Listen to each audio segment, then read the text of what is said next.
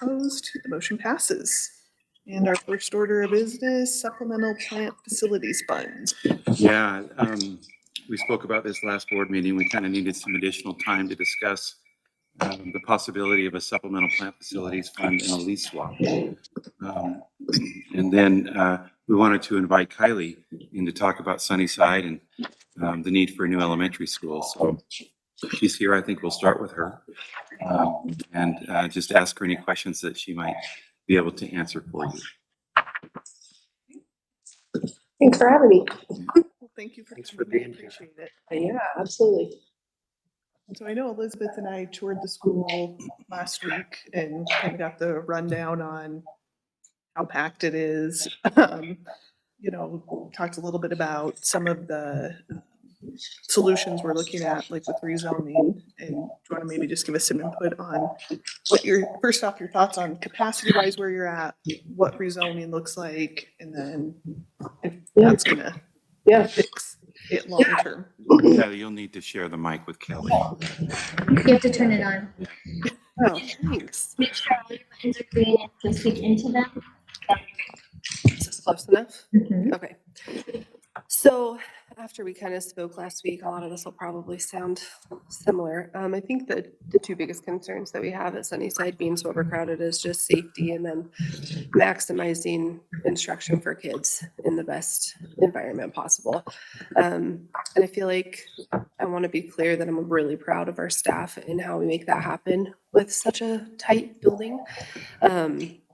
But it's really hard to make that happen in such a tight building. So when I talk about safety, I feel like we're really good at practicing evacuation drills and things like that. But I mean, you're constantly thinking about what that would actually look like if it was unplanned and that many kids trying to get through those tiny hallways out 3 exits of a building. I'm gonna kind of go through just a couple of these if that's okay. Another thing that's a huge challenge is scheduling. We simply just don't have enough space to house the things that we need to house within the building. Anything other than just basic classroom instruction. If kids came to school and they just went to their classroom and they didn't leave, the only thing we'd be dealing with is just a packed classroom, but they don't do that. I mean, kids come to school, they're active. We want them to be active. They move around the building and we just don't have enough space for some of the things they need. Some examples of that are, we do assemblies, obviously, vision screenings, presentations, whole grade level events, celebrations of learning, PTO meetings, GT testing, access testing. I mean, I could go on and on of all these things that happen within a school, and they all require a place. They all need a space, and that's, we just don't have that. And so we've had to kind of build our schedules out in that school to where we don't have like specials like PE music, math, or PE music, library, and art.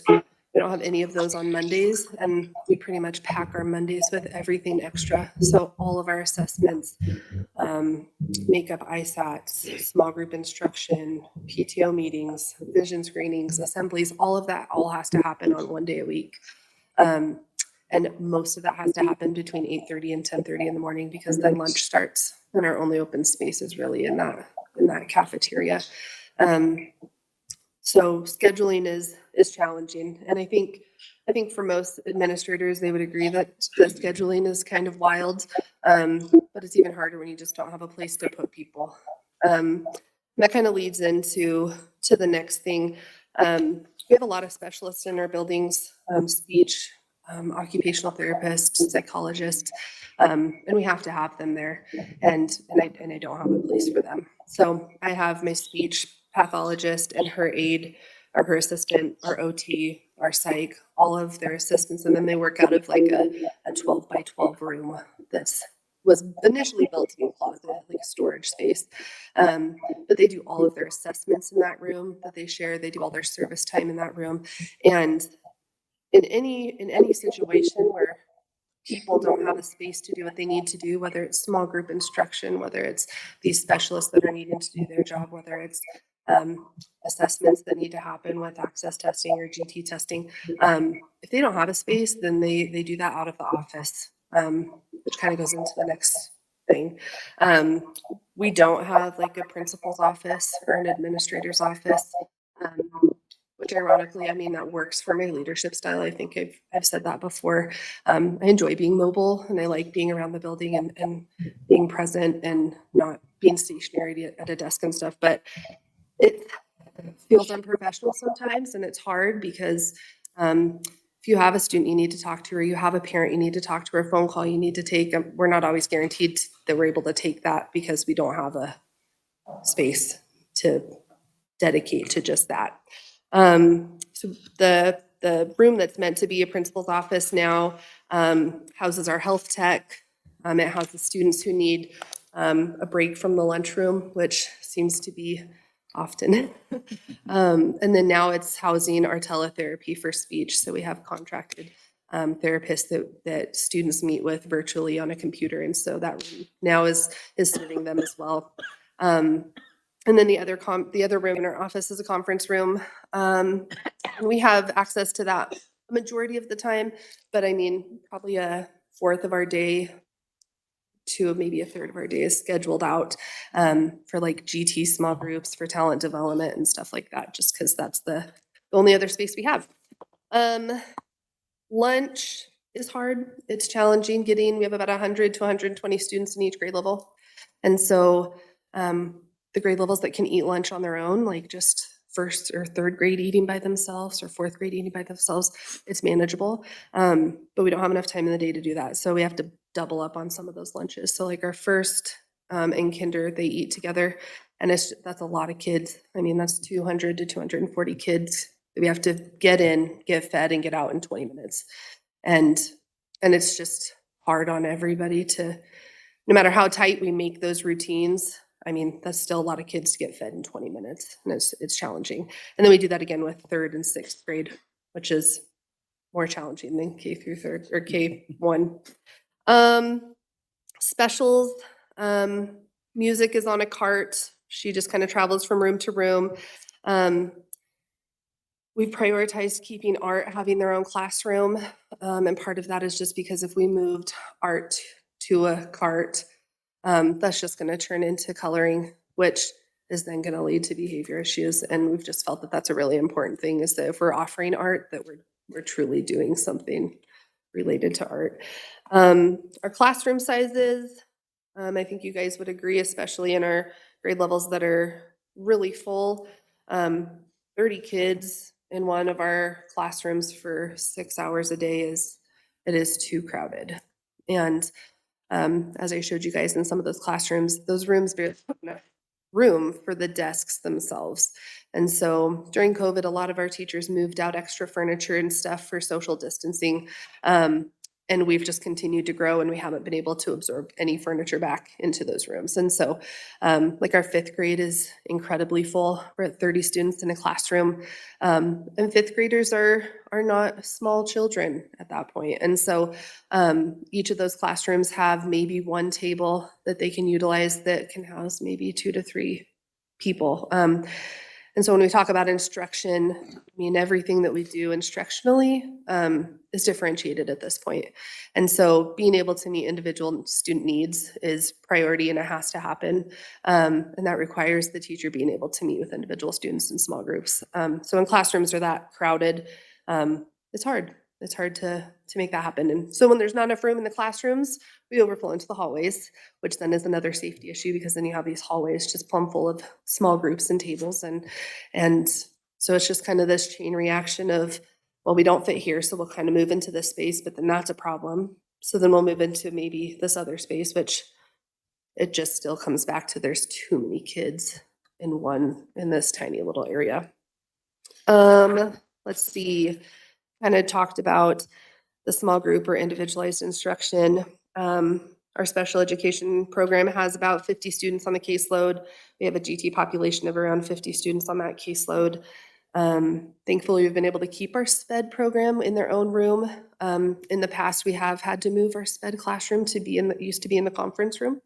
That did not work well. So they got their own classroom back, and that's worked nicely, but we had to do some renovations and stuff to make that happen. But our GT population, we run GT at Sunnyside just because we do have a pretty large caseload of GT students.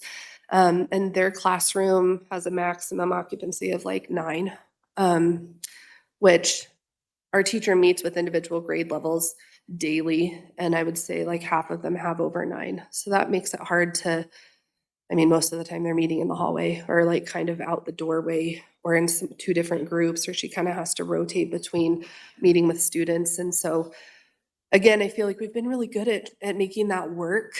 But I just also think like how much, they deserve to be able to meet as a group and meet with their teacher. I just want to clarify, the GT classroom is a closet. Yeah, Correct. yeah. I mean, like, It let's used to- not yeah, yeah. stretch what it is. And It's a so- closet. Yeah, and that was the little room that we made that room smaller in order to have an actual size sped classroom. And so again, it was like one of those things that you're like, okay, well, we made that classroom a classroom initially for first grade, and then now it's back to sped. And so again, it's just this shuffle every year of like, how do we fit everything in here? Yeah, just challenging. Instructionally, we talked a little bit about how when it comes to like any sort of testing, we have a ton of students that their IEP accommodations are like small group testing, and we have nowhere to do with small group testing. So trying to schedule things like that is hard. And when you schedule, you're trying to make sure they don't miss any core instruction, but you're like, the only time this room's available is during course. So like you have to test during this time, right? We like dream about how great it would be to just have a classroom where you could pull students together and just like run an ISAT or a makeup ISAT. And it just, that's not how, we're not able to do that at this point. So like our access testing is going on right now and our GT testing is going right now, and they're having to basically like alternate days from 8:30 to 10:30 in the morning. And it takes a majority of that window to try to get that done. But again, they're testing like in our cafeteria while the lunch ladies are getting things ready, food's being delivered. So like you think of optimal testing environment, no, that's most definitely not optimal testing environment. And then just like the other logistical things of just like, assemblies and parking lots, like our parking lot is not, it barely houses our staff, if that. Parent drop off is insane. We kind of adjust that every year, trying to make it better. We've shifted so that the entire street of Cobblestone Lane is now parent drop off, like the entire road, just because we were having 50 plus kids tardy every single day. And when we ask parents why, they're like, I've been in the drop off lane this entire time, and we're like, oh my gosh, so that's like not all your fault. So we've tried to change that up. A huge part of what we're doing, one of our big goals this year, is having celebrations of learning where we invite families and community members in. We've had some of our kiddos come and share with you guys, where we invite you guys in for like after school events where they share their learning through their modules and stuff with you guys. And like the idea is you'd be able to do some of those as a whole school, and that's not possible. It's kind of like the assembly thing. We tried at the beginning of this year to have an assembly with everybody in the cafeteria, and by the time we got everybody in, it had been like 30 to 40 minutes just to get everybody seated and squished in there. And then by the time we were in there, we're like, this was not a good idea. Like, this is the one safe. If there was an emergency, there'd be no way we could get out of here. And so now we split all of our assemblies, so it's half the amount of kids in there. We have like parent teacher conferences and stuff right now, which usually works pretty well if it's spanned over a couple days because we can get enough space between people. But we have an event coming up at the end of the month. We have STEAM night, and nights like that are really telling, just seeing how many families, like everybody comes and they're excited and stuff, but it is so cramped in there, and it's hard to do those fun events that are important. Custodial is another hard one. We have 2 custodians. This year was the first year that we got approved to have a second one. We pretty much just have one who vacuums all day long, and then the other one pretty much does bathrooms. And then bathrooms, we have 12 boys restrooms and 12 girls restrooms for Hi guys, 700 today I'd like to kids. show you these really nice And then for adult bathrooms, we have 1 men's, 1 women's, and then 1 unisex bathroom. So that's I mean, that's something our staff, I mean, anytime you come and visit, you'll see a line waiting for the bathroom for adults. Yeah, they cover most of it. You did. yeah. Okay. I feel like I was kind of rambling, but Can I ask you a question Yeah. specifically about the rezoning, right? So we're gonna Yeah. move potentially 125 kids Mhm. to other schools. Is that going to fix your problem? Is that, I mean, long-term solution, is that gonna take care of everything? Long-term, no, I don't believe. And I think that that's not knowing where those 120 or 30 are coming from. Again, we have like 2 or 3 grades that are at capacity, and what if none of those 130 are in those grade levels? I mean, then we still have, and maybe a couple of these things would be a little bit better, but I mean, 130 kids isn't gonna change. It's not gonna give us an open classroom. It's not gonna give us more instructional space. They might cut down on some of the like classroom, like is like in a few classes maybe, but I don't think it's gonna solve some of the big issues. To me, it feels kind of, I mean, I feel like it's a step in the right direction for sure, but it feels kind of like a Band-Aid to a bigger problem. Thank you. Mhm. Do you see it being a bigger problem getting worse? Like just by, I know you're not a real estate agent, Mhm. but just, I believe, I haven't been to Sunnyside since the new addition. Yep. I don't think, but from just seeing what's going on around you, do you see a lot of building taking place? Do you see that this is, Totally. Yeah. So honestly, we were just saying the other day too, like, I don't know what we would do without this new addition because we would have to be overflowing to schools who also have no space. So thank goodness we have that that's part. 3 years old? Two? Yeah, 3. 3? Yep. This is the third year? Mm, This is right before COVID, Yes. we finished. Yeah, yeah. finished. Yeah. And so like, and we talked to you about like that new addition added a cafeteria, which I mean, that was a game changer for us because before we just had a gym and then you would have to make sure you could fit in all of your lunch and all of your like PE stuff. And that was so incredibly tight. And we had to double up all our lunches. And so fitting, 200 plus kids for everyone. I mean, it was all like half my budget is just a supervision just to get 200 kids under control and in and out in 20 minutes, right? And so the new addition has been great and has saved us. Again, felt kind of like it felt great at the time. And now I'm like, okay, that still didn't solve our problem. I think since December, we have kind of a whiteboard in our conference room that as we get new students, we just write them up there so that we can make sure they're greeted and stuff when they arrive. And I think right now we have about like 8 to 10 students on there, and that's been since like December, January-ish. And all of them have been move-ins. So I feel like you see the growth around that area, and I feel like we're gonna continue to get new students. Did I hear you correct when you said that your office is now health tech? Yeah. So what do you do for an office now? We're just mobile. Sits in the middle Small. area, like when you walk in, she has a table. Yeah, like in the So foyer. when you have confidential conversations with parents or psychologists or medical people, where do those take place? It depends. So like if it's most of the time we're in our conference room and we just have a big table in there. So there's 2 offices in the main office. And there's like, I think what's meant to be the principal's office, and then you have the conference room. And we felt pretty passionate about making sure that we kept the conference room a conference room just because we have IEP meetings, 504 meetings, parent meetings, all kinds of things that happen at school or after school, sometimes during school, that we need a space to meet with parents. And so most of the time that's kind of where we're set up, but I carry like a notebook in my computer, and that's everything that I have pretty much. Same with my assistant principal. And so we start the day there, and then like right now, every day from like 12:15 to 1, we have a group that meets in there. So we just leave and go to another place within the building. And so like in a situation like that, like if I had a parent call at 12:30 when the office was taken, the office right next door to me has the health tech in it. So if she's with a student who's sick or dealing with that, then that room isn't a place I can take a call. So then I usually have to tell the secretary, like, just take a message and I can call them back. And then I just wait for a space to come open. Okay.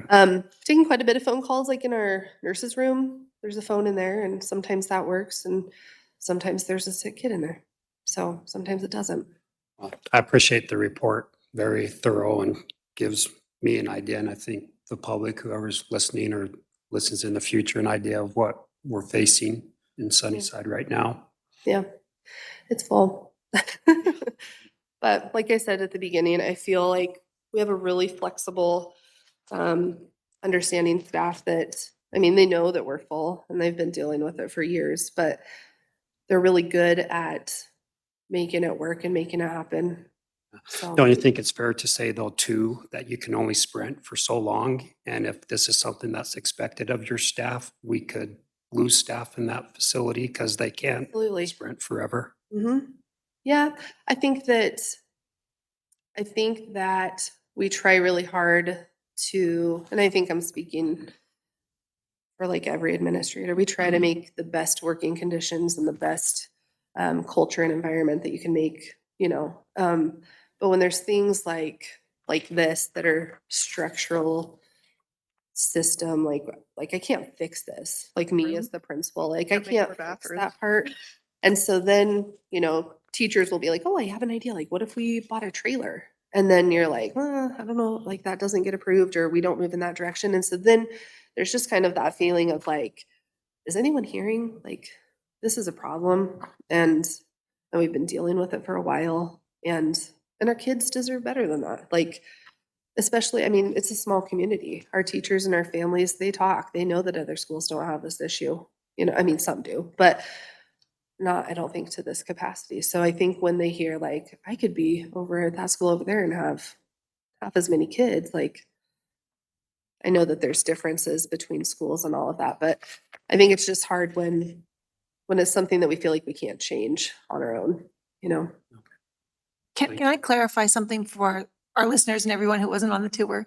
When you said you took all the excess furniture out of the classrooms, you meant things like reading corners and any additional tables or places to sit away from your desk with other students or Totally. anything like that? Yep. So we took out a lot of, excess tables, excess chairs. There was like some classrooms had like alternate seating things and stuff like that. Those were taken out.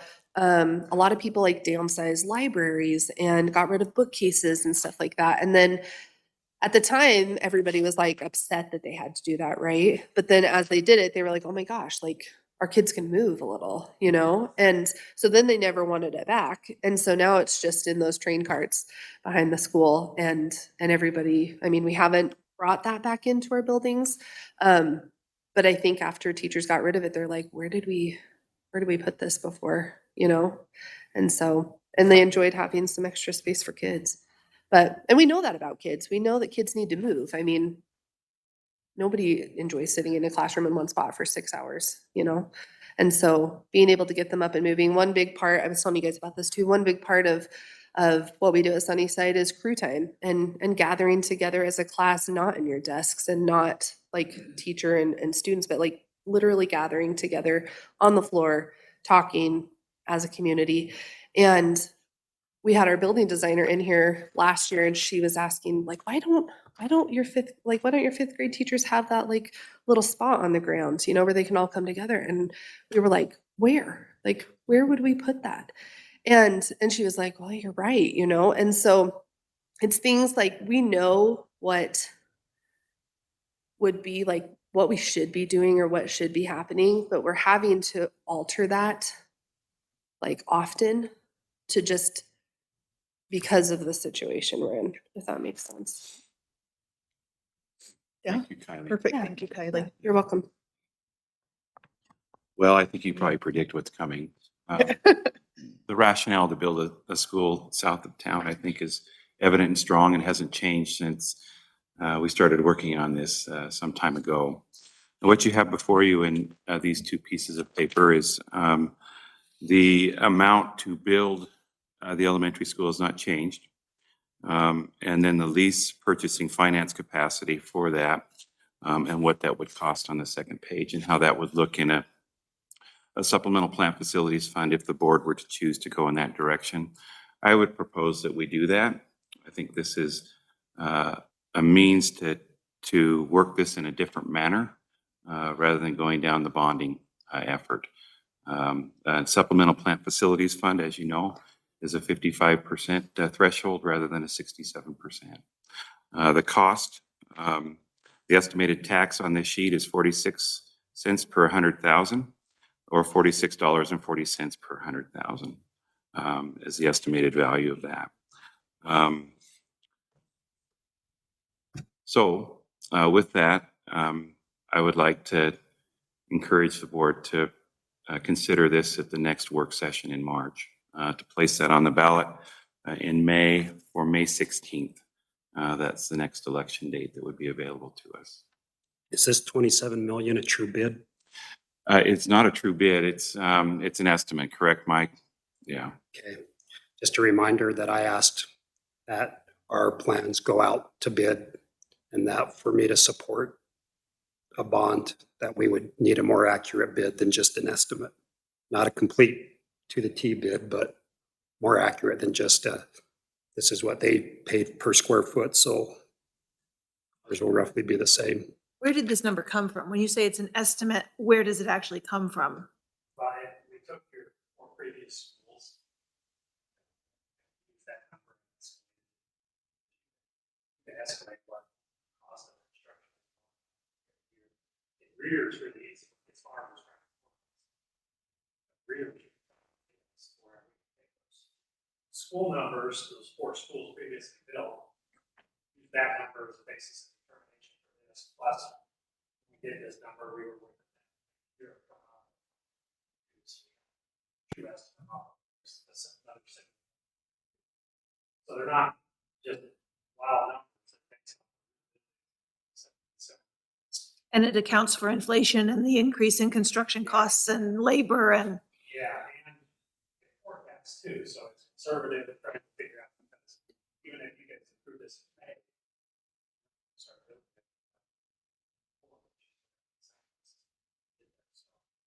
That's the first of all of that. As your basic construction. Sure, the number you guys are providing the public. Encompass this building need without.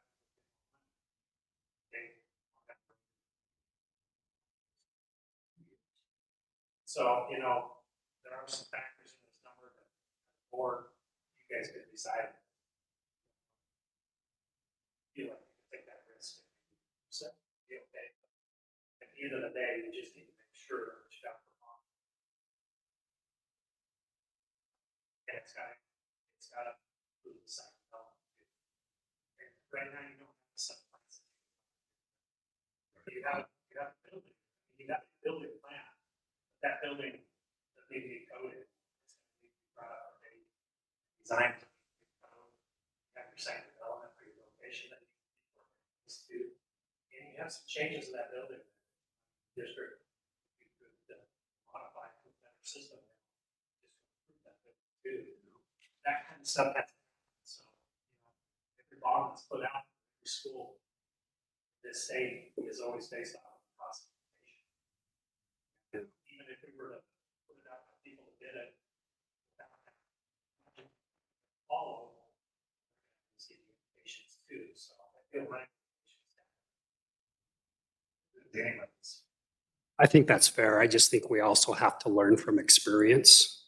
And if you look at what those who voiced against our prior bond that failed, and you listen to their concerns, from my point of view, we got to try and resolve those concerns to get the next bond or supplemental plant levy to be approved.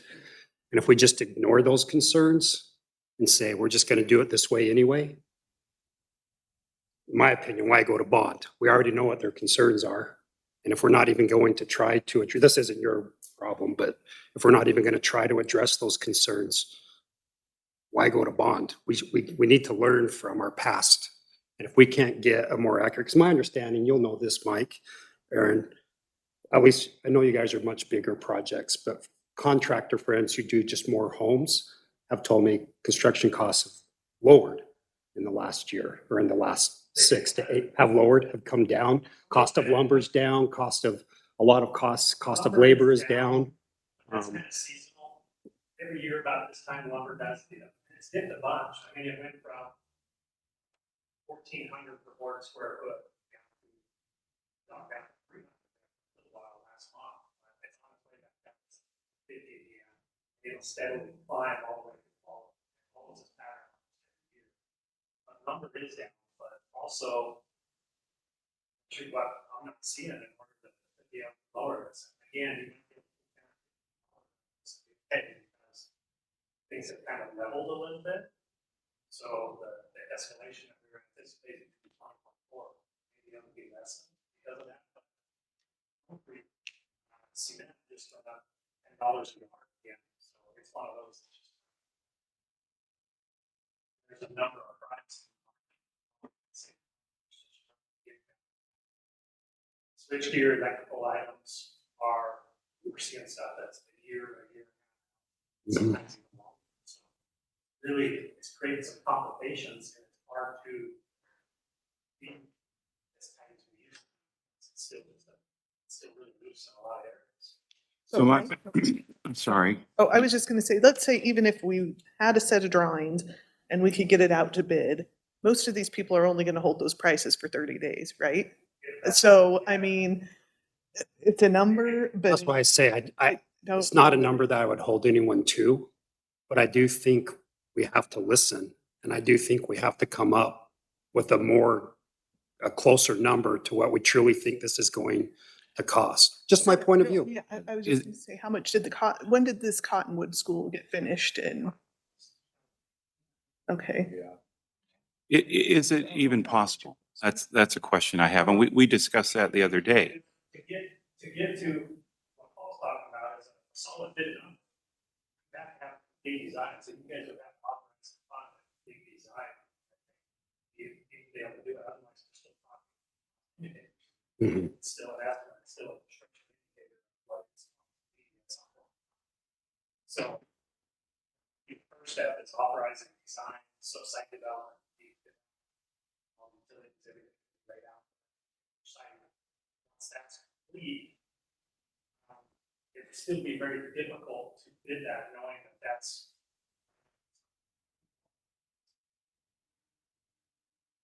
Sure, it's sour page that.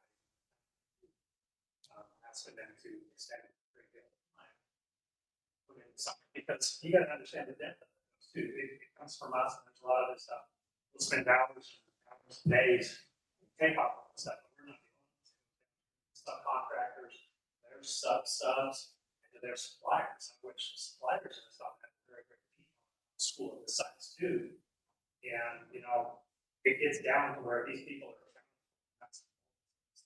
So. Yeah. That's a high level of detail. That's for. Yeah, and that's why I said in our last business meeting that, again, just speaking for myself, but on the record, I said I was even willing to pay somebody to give us an accurate bid, so we're not wasting their time. But to me, a more accurate bid is that important to go to the public when we're gonna ask for roughly $27 million. To me, knowing more exactly, not to the T, we're gonna hold you to this, but when we finally, if the bond does get approved, I would say we again put the plans out for official bid. But I just think we need to get a closer estimate of what this building is going to cost to go to the public. Far down. You understand what I'm saying about the substance supply. Far would you be willing to pay for that, to do that, have somebody do it? And again, you still have them do that, so they know exactly what they're. I was told by another contractor that it could be done for $2,000 or $3,000. I don't know what you think about that. And I'll tell you, like. Yeah, this is in my more your experience, wheelhouse, like, yeah. If we have, because we have suppliers or fabricators that we work with that'll come back and say, this is a budget round. And so we'll bid it pretty well because it's easy for us. But then we'll mark it up 15%, and then they're gonna take our number and they're gonna estimate it and they're gonna mark it up 15% just to, make sure they're covered. And then they don't have to, and hopefully stay in the bidding rounds. And so like budget rounds, I mean, people do it, but they're gonna make sure they're covered. They're not doing anything to help you with any favors there, is what, from my perspective, where that usually ends up. Sure.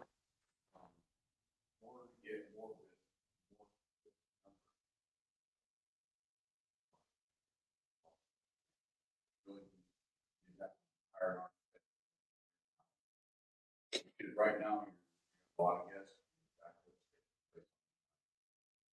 So if you get those drawing board fine, your budget. Bid, Mhm. okay, but on the job that's big, you're gonna be out over $1 million just in your architect and engineering kits, that level. That's the level of the thing. We didn't even use Jefferson's, because Jefferson was more per square foot. School because district. the buildings were at five. Is that where Cottonwood's at, is Jefferson? Rigby, yeah. So it was, when we run the escalation of numbers on it, it ended up significantly per square foot than what we recommend. And at the time, there was some question of what building would be the one schools you have, design did. Was also showing you some new other schools too. So we kind of have to take that in consideration too, that it might be a new school. Why we ran it where we did.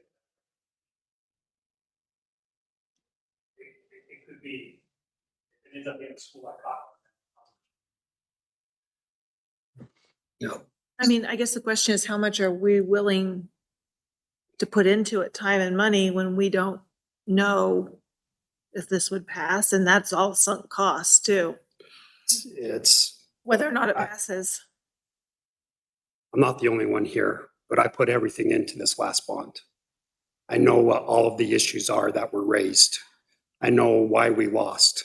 I know what arguments the opposition used as to cause us to only get 58% approval. I raised those a month ago. If we're just going to ignore those, then I personally can't support this. And I don't know why as a board we would think that we'd have any different result other than we have to get what, a 55% approval instead of 67. So maybe because the percent drops, we're going to cross our fingers and put this on a cream finger cross that it's going to get approved, because we already know what the opposition is going to say. So why would we not get in front of it? Well, I'm just saying that it sounds like or the administration and the contractors did what they could with the money we had authorized. They couldn't do more, and I don't think we authorized it. right, we didn't authorize any money, so they don't have the money to actually go out and get what you're asking for, Paul. No, that's why I'm saying I don't think you're gonna get the number you're looking for. I I'm mean, not that's, looking for a well, particular no, number. I mean, I'd be I don't happy if think the we're number gonna was get- 27 million. yeah, I don't think we're gonna get, I don't think the process is going to get us any closer number. In fact, I think it would be a higher number. That's just based off my personal experience, because like you said, if we send them the drawings we have now, they're really, I mean, when you get halfway drawings, you get a halfway price, and that's where we're at. So we're gonna get a halfway price that's inflated. And I mean, I understand your thought process behind it. I just don't think we can get anything that's gonna help solidify this. That, from my perspective. Yeah, just people I've talked to tell me different. So I don't know. I got to do more research, I guess. I mean, you can get budget prices, but they're just that, and nobody's giving you a conservative budget price. All I know is the argument we're talking about to go forward with in May failed in November. So Bigger scale. yes, bigger scale, but I it don't know failed if in the grade November. So schools- why not learn from it? Do you guys do 93 stuff as well? No. Does Bateman Hall do 93s? No, head. Construction management? Free, right? District 93's construction management? Just, okay, We have 3 months of just. okay. So have a pretty good idea then where the numbers are falling in the, I mean, I asked Mike the other day how confident he was with that figure, and he says, I can be confident with it for a year. That was his response.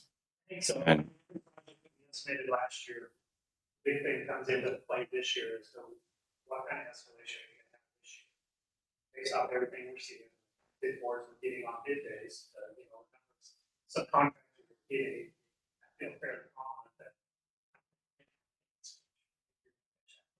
This year, and you may even get a reduction. One thing that you guys could talk about is. If you want it to be 26 million, they, $15 off of that. It's an indicator. It's take that risk into 2024, whether that possibility to do this. Yeah. Don't protect you. You're gonna be able to build that.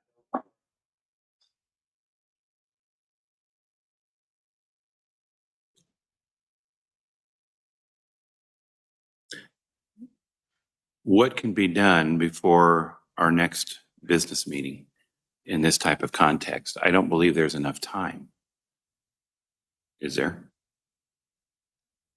Well, as far as design, Well, or putting it out for something that we could pay for. I don't know that there's sufficient time, so we're out of the May ballot. That's part of the discussion. It's a real number.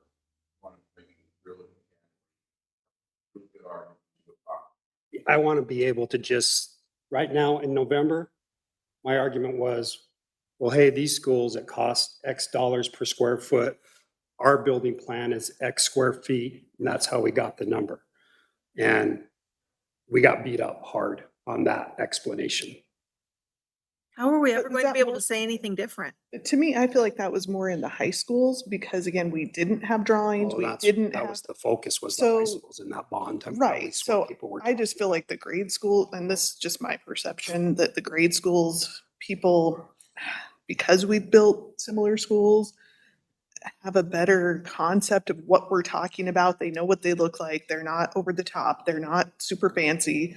I feel like people are able to wrap their heads around it a little better. But I agree with you, but yet we've been told we've been told our elementary schools are fancy. well, I mean, it just is in the eye of the beholder, right? In my personal but opinion, they, I at would least they say know what they're they're not. getting. Yes, and I asked them, what is your idea of not fancy? And Are these people that we're ever going to convince anyway? Are these people that you're ever going to change their mind? I think they're a moving target of, no, some of give them, me this rock and then I'm going to find a new one over here. I mean, some of these. no, you're right. There are some of those, but I do think we can move a lot of people if we have answers. But this particular issue is probably the biggest issue that we faced in November. Was how do you know it's, I even forgot the Whatever number. the number One of square, yeah. or 250, right? Was our bond number? Oh, yeah. How in the world did you come up with 250 and telling them it was an estimated price, even though we told them, look, that's an up to 250. We may not, I mean, you know all the things, Hillary, you were right there by my side. I was by your side. You know everything that we said, and it wasn't enough. But I do think that question does sway a handful of people to come over if you can give them more concrete data. Again, my point of view. So you think that if I can just be totally clear about what you're asking, Paul, you think that if we managed to get drawings and a bid that was only good for 30 days, that people would be swayed by that? I don't even need the 30 days. I don't need that detailed of a bid from my point of view. But yes, I do think if we can go to the public and say, we sent this out for bid, an estimated bid, not a concrete bid, but it's how we determined how much to bond for. And we can show them that I think we will win over a large number of people that currently voted no. People want to know why something costs what it costs. Think of yourself and everything you do. You don't go into a house and just buy it without any explanation. Why is it this cost? Why am I spending $237,000 on this home? Explain it to me, realtor. What does this home have that the one down the street that's for $216 doesn't have? Why is it this amount of money?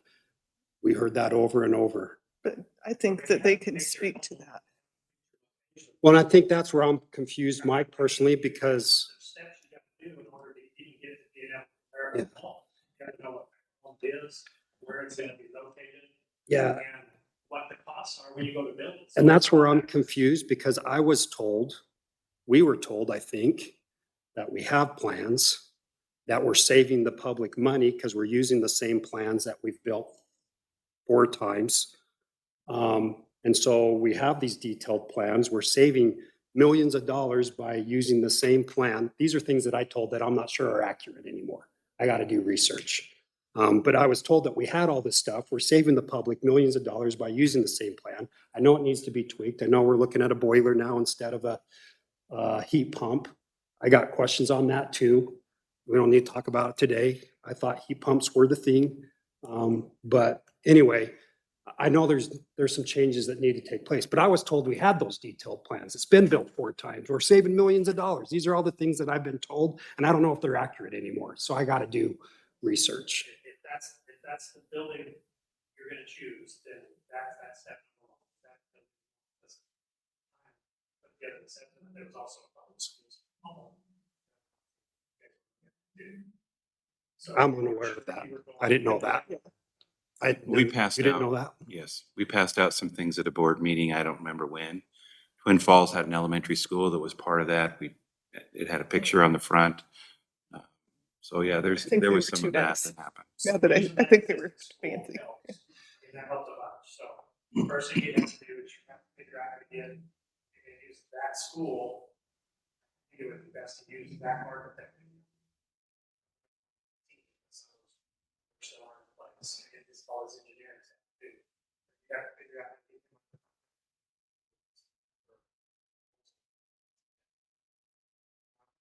He's gotta take that set of drawings and do the other modifications to it, and did it to that site that you guys want to build. At that point, once he's done, you have to set a drawing. Maybe get a better indicator on, because it'll be more current. I don't think it'll be any more in depth. What you guys are asking for is might need to go build something into the future. Yeah. No, I get it. I know you get it. The issue is getting the public to get it.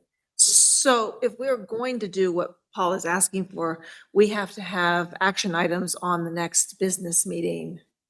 No, No, not necessary. I guess I'm I asking. just, In fairness, I asked Mike, what's the possibility of having this occur in the time frame that we had? And you've heard the answer tonight. Some of it has to do with, you ask someone to bid on something, there is this expectation from the bidder that there's a chance. And this type of process, there's not a chance. I don't think They're there's just an doing some work. expectation if you're upfront with them and very clear what the purpose is, but Perhaps, Be able to know. yeah. We wouldn't be sincere with it to what it was, but again, it's just, it's gonna be a copy of the paper. So this has to go to a vote for us on an action item next month if we're going to get it on the May ballot.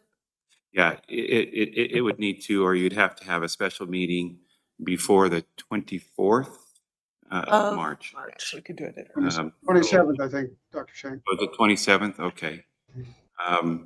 So that's the window of time we have. So the question comes back, is this possible? And we can attempt it.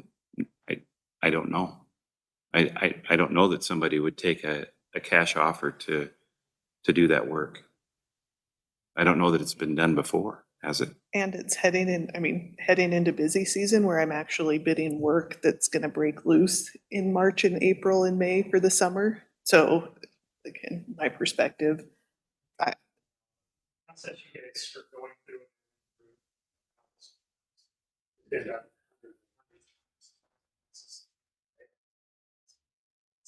Is in the details, but nobody, they designed the building.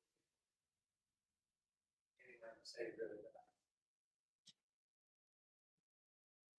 Just my mind. It's millions to get that done. Get tribute to that. That is all from me. So unless you guys have further questions. but for right now, I think.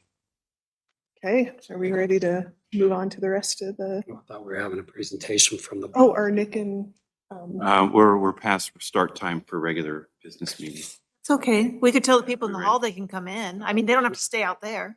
Yeah. But I they think we don't have can, to stay out there anyway. they never did, but they probably thought. Presentation from, That was just my Nick understanding. and Could Eric be have wrong. anything else to? oh, I don't know that they have any comments. I Were think they they're just just listening listening in? to see what our needs might be. Yeah. And you can go if you want, Kylie. Okay. I thought We they already were had the just gonna- presentation. Yeah.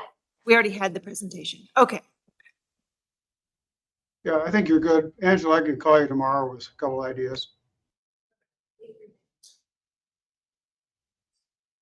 So I think we're, Angela, is Rick the lawyer or the bond person? Rick. Nick. Nick, Good. Rick, Nick, I'm the lawyer. who's the bond Yeah. person? Eric. Eric. Eric. Okay. No. Okay.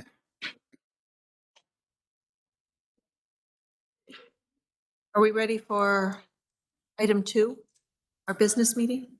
Yes, I think so. That's why I was just making sure I was gonna let everybody get in here and then. Yeah.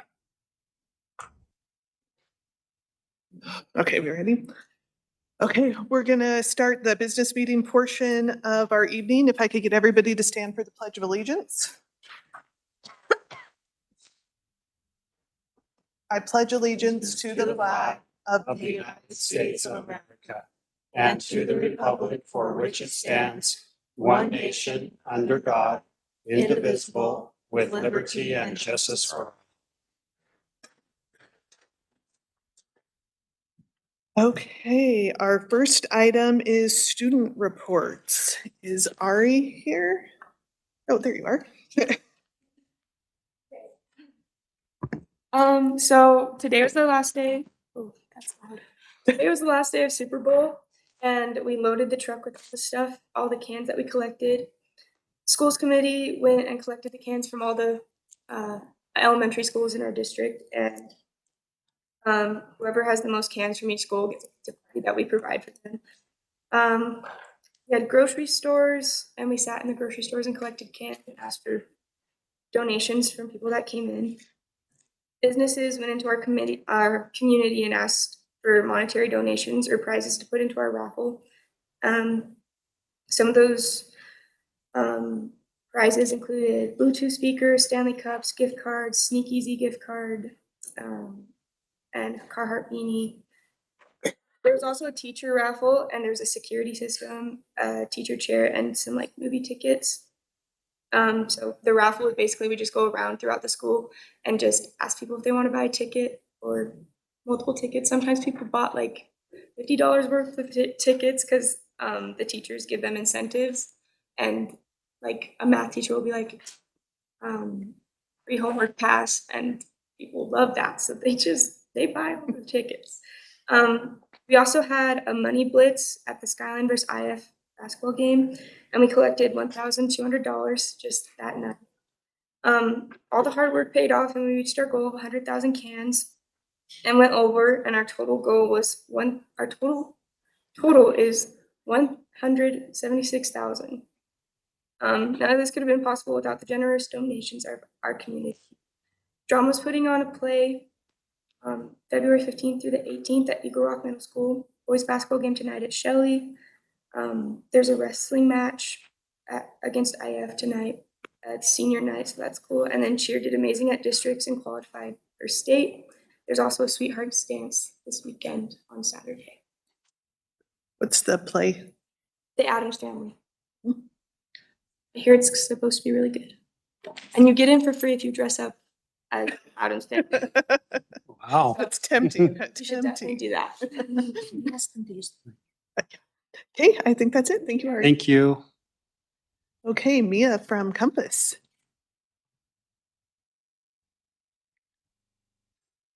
And then can we have you stand? I know it's annoying, Right just, yeah, just in the Okay, mic so perfect. then they can hear Yeah. people calling in. Thank you. So I believe last week we had our annual Compass Royalty Assembly. It's where we have students sign up to participate in a couple different events, and then we have student body vote on who is our Compass Royalty. This year, a student named Derek Tonks won. Today's student council gave tours to Chamber of Commerce, and I would like to say it went pretty well. We are still planning our Sweethearts dance for February 18th. And we are currently selling tickets. Tomorrow we have a project expo at Compass Academy. I believe it starts at 5:30. And then either this week or next week, we will be rolling out our annual FedEx project. It is a 24-hour project. Students get to choose what they get to do for these 24 hours. And in the end of the 24 hours, they should have a finished project that they can show to the rest of the student body. On the 14th, we have a blood drive for students 16 and above with parent permission to donate blood and participate. And then this week, actually, the freshmen planned a Holocaust Memorial Week. So during school hours, they have been doing a couple activities for that. And then lastly, on Friday, there is a mental health concert planned by the juniors at 7. I believe it is in the auditorium at Compass Academy. Thank you. When is your blood drive again? The blood drive? So it isn't planned by student council, so I'm not 100% sure what it is for, but Oh, no, when is it? oh, when is it? On the 14th. On the 14th of February? Yeah. At Compass? Yes. Great, thank you, Mia. Thank you. And I have Mimi from IF. Hi, I'm Mimi, and I'm a representative from the Idaho Falls Student Government, and we have been very busy lately. We've been working on 2 big projects. First, our annual Sweethearts Dance. This dance was a success. Our theme was Queen of Hearts, and we had a pretty good turnout. Everyone seemed to have a fun time there. Another event that we have been preparing and executing is the Super Bowl. This is our annual contest against Skyline to see who can raise the most for the community food bank. We have been busy collecting and counting cans, especially from the elementary schools. We have also had the opportunity to sit outside Albertsons for a weekend and collect cans from shoppers there, and we're currently in the process of counting these cans right now. Overall, we're really happy with how it's going and anxiously waiting our results. We don't have many upcoming events, but we do have a spring sport assembly that we'll be focusing on soon, and we're excited to see where the spring takes us. Great, thank you, appreciate it. Yeah. And then do I have anyone from Emerson here tonight? Great, would you come on up?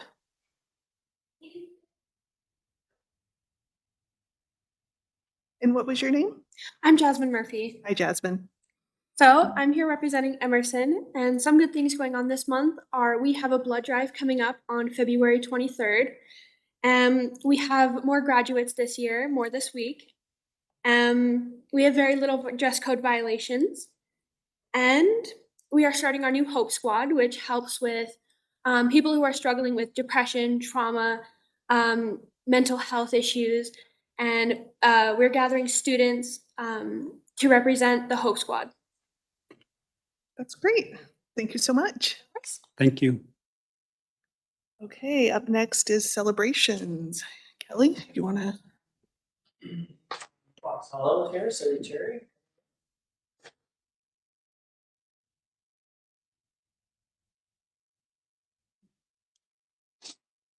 Hi, I am Maylee. And I'm Ava. And we are some students from our 6th grade student council at Fox Hollow. We are here to talk to you about some things we did throughout the year. Some things we've done throughout the year is we've done a trick or treat day, and that's when the 6th grade of student council decorates the library, and we go in boxes, and all the grades knock in the box while we hand out candy, and we shift throughout the day. Another thing that we did was letters for veterans. Student council helped fold cards for all the grades. When they were done folding and coloring them, they gave them to our librarian and she sent them out to the veterans. Another thing we've done is we've started this week, we've been reading to the 1st graders at our recess time. We rotate once a week for 2 weeks, and we help them sounding out words and things like that. We are also doing a final project. We all get to decide what the final project is. We haven't quite figured out what our final project is going to be, but it has to be something to help the community. What we did last year was get well cards for the Teton Cancer Institute. Do you guys have any questions? No, it sounds like you guys have had a busy year. Yeah. Yeah, well, good job. Thank you, Thanks Maylee for and all your Ava, for service. coming. Appreciate it. Okay, next is a superintendent's report. Thank you. In our outreach effort for boundary changes, We've invited Karen Daniel Hamburg to present to you tonight how it is that we'll reach out to the public, the meetings that are being scheduled. And prior to her starting, I just want to report to the board that we met with the PTO presidents a couple of days ago, and that went very, very well. So pretty happy about that. Karen. All right, thank you so much for having me. Let me share my screen really quick.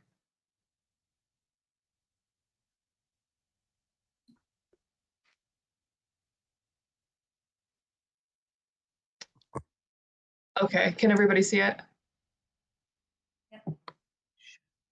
All right. So as Dr. Shank mentioned, my name is Karen Daniel Hamburg with Cooperative Strategies. You've seen me before a couple years ago, so I'm very happy to be back.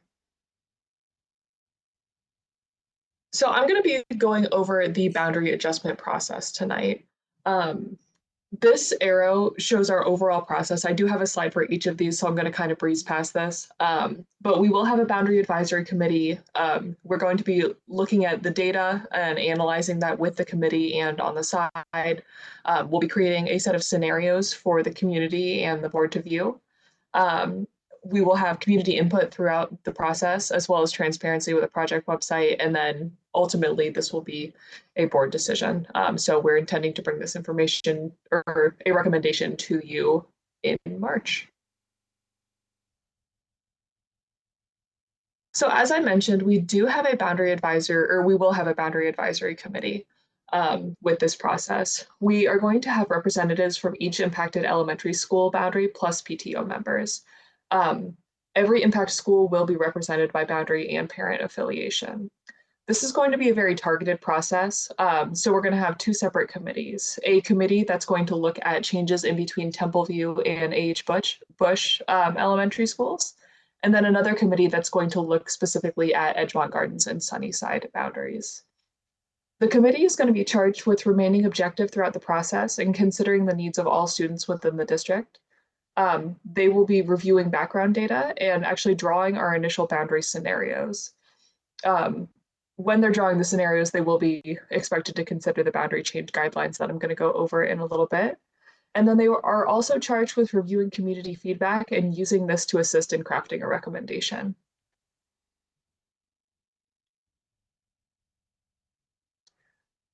Next step is going to be data analysis and review. So we're going to be looking at current and projected enrollment. We're also going to be performing a close to school analysis that'll kind of give us an idea of if every student were to attend their geographically close to school, what would the boundaries look like? Oftentimes we get that question in this process, well, why can't everybody go to their geographically closest school? And unfortunately, just where populations are and where schools are, that is not always going to be possible. We're also going to be working in tandem with the transportation department. They will be present at our meetings just to make sure that we are not drawing boundaries that don't make sense for transportation, because that would honestly be a non-starter. We're going to consider travel time and walkability as well. We're going to look at where students live versus where they attend, as well as housing, because we know that can have an impact on enrollment. So as I mentioned before, we are going to have our committee forming options with us. The options are going to be intended to encourage feedback and generate conversation, and they will have different levels of effectiveness, longevity, and impact. Part of what we're intending to do with those guidelines is take a look at the effectiveness of each one and compare it to the guidelines. The Boundary Advisory Committee will also, as I mentioned earlier, we'll be creating the options, and it is on the district and consultant to review and determine which options to bring to the community.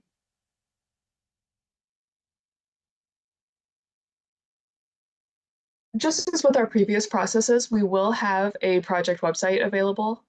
This is likely going to be put online sometime next week. I would say midweek next week. We'll start adding things to the project website. We're still getting through our background data at this point in the process, so next week we should have that ready to go.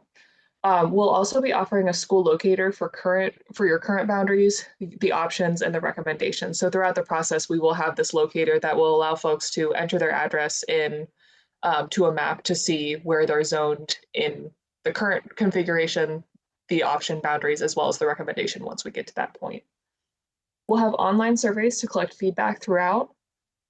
We do have a community meeting scheduled for March 29th of this year.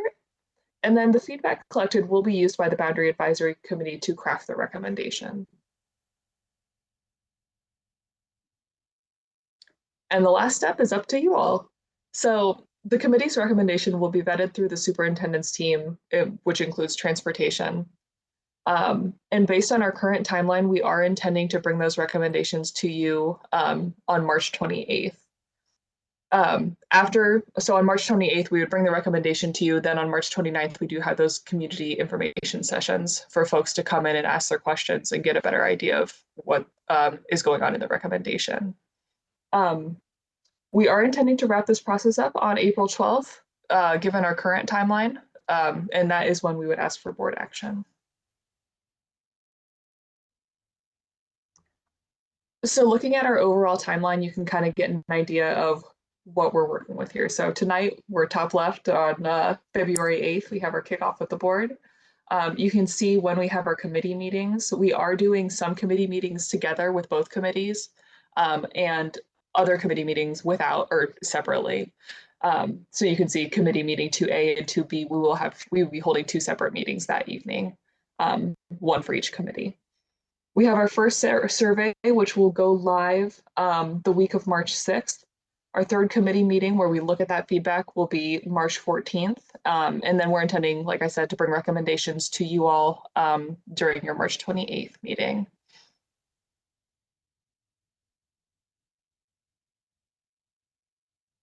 As I mentioned before, this is going to be a targeted process. We are not intending to make changes beyond Templeview and Bush on the north side, and then Edgemont Gardens and Sunnyside.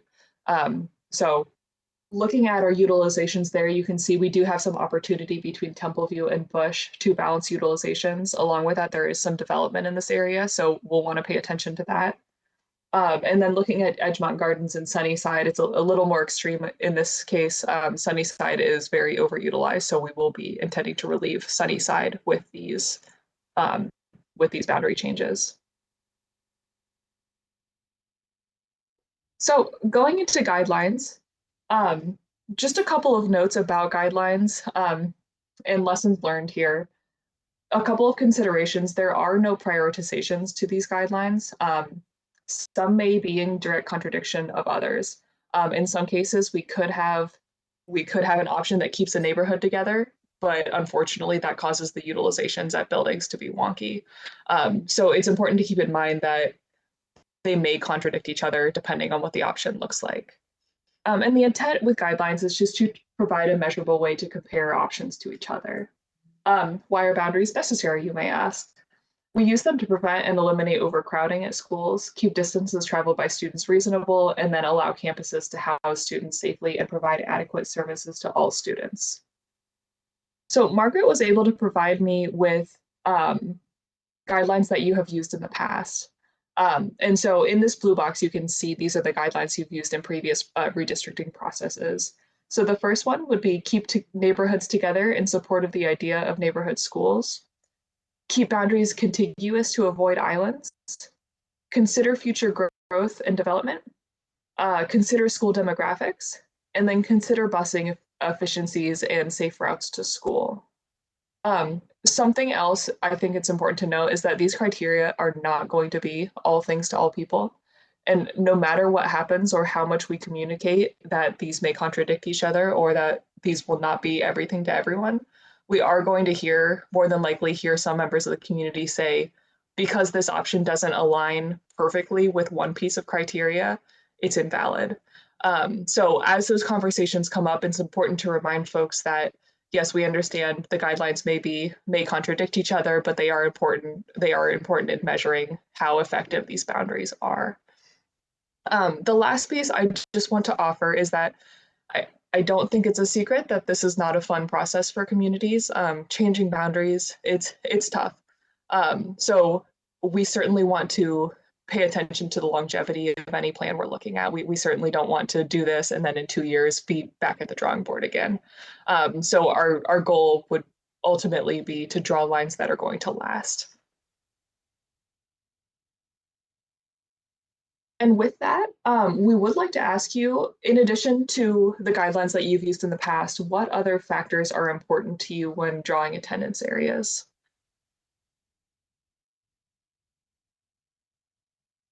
That's a question to us. Yep. I don't have any. I just have a couple questions on some things you did bring up. For Sure. example, who will that survey go to? Will that go to all families in the district or only to families on the south side of the district? Who's going to receive that survey? So we are intending the survey, the initial survey, to go to the boundaries affected. So just on the north side, we've got Bush and Templeview, and then Edgemont and Sunnyside. For the community meetings, those will be in person and open to whoever would like to come. But we hope that those communities utilize those. Confused. I thought the last time we discussed boundary changes, we had some options that would affect the entire district. And this appears to only have certain areas affected. I'm very confused. Did I miss something? There was a map that showed some possibilities with the entire district. That's not our proposal. We're not proposing that particular map. We put it together as an option, but we think it's in the best interest to manage the boundary changes with impacted families for Sunnyside, and then the ones on the north side with the potential growth that's coming towards us. You weren't confused. I had the same question. Okay. It Yeah. was never clarified that that wasn't Yeah. the option. I mean, it was given to us. I thought it was the direction. I can't We're headed. remember. We were never We, told. I think we said we were leaning towards these two options, and I'm Right. guessing that's where the direction sort of, came Just from. communication. Yeah. I don't think there's any, I don't have anything. Yeah, I don't have No. any other additional questions. Anyone else? Okay. So I think those are good and kind of get the things we need to be concerned with. Okay. Great. Well, that is all I have tonight. So if there aren't any other questions, I thank you so much for your time, and thanks again for having me tonight. Thank you. Thank you. Good to see you again. Yep. You all too. Good night.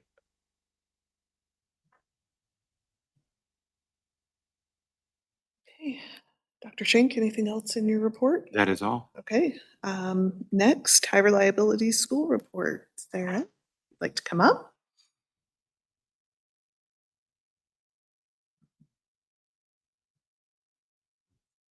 Don't look so excited. Just to see. All right. So here's our Fox Fellow report. We have submitted our level 1 for HRS, and we're just waiting for that to come back. Getting very excited about it because it's been 2.5 weeks. So we emailed yesterday and they said, yes, they have it. They're reviewing it, but we're really excited about it too. Some school celebrations, like I said, we've got that submitted. I'm really excited about our kindergarten progress right now. The grade level teams, we sat down at the beginning of the year and looked at what goals we want to set for a continuous improvement plan. And so kindergarten actually set theirs at 70% to meet what the district was setting, and they're currently at 66%. So we're really excited that we still have so many more months of school and they're that close to their goal that they set for themselves. Also, we like to focus on those positive office referrals. And so we have over 5,000 positive office referrals. And that's really a testament to also to our teachers taking the time to recognize those compared to just 42 discipline referrals. So there's some of our celebration.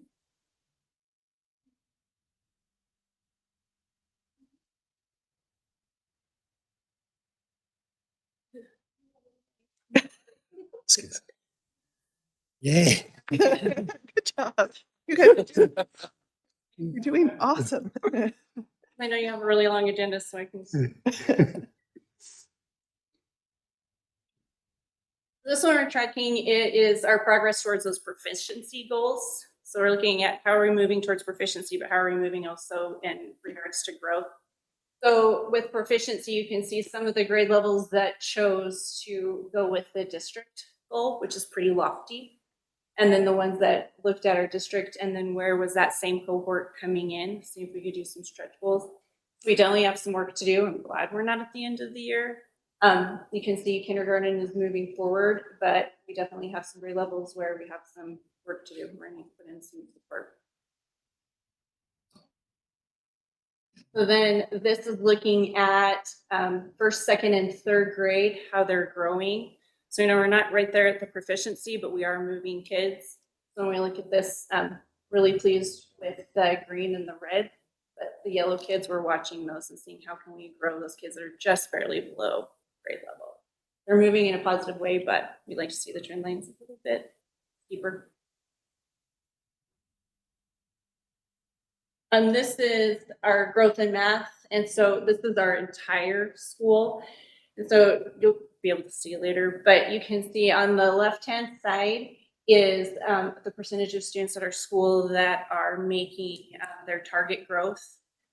Pleased that they're above 50%, like around 66, but we're really proud of how the kids are moving. And then also the students who are scoring well above grade level or below, the green is increasing and the red is decreasing. So especially with the new math curriculum, I'm really proud of my teachers for jumping into that and then seeing that kind of growth. And then again, these are just kind of the goals I was talking about before, where we're now going to work on level 2 while we continue to monitor level 1. Our goal is at the end of 2024 to be able to certify in HRS level 2. Our leadership team's gathering all of that, and we're excited, really, really pleased with how we're doing.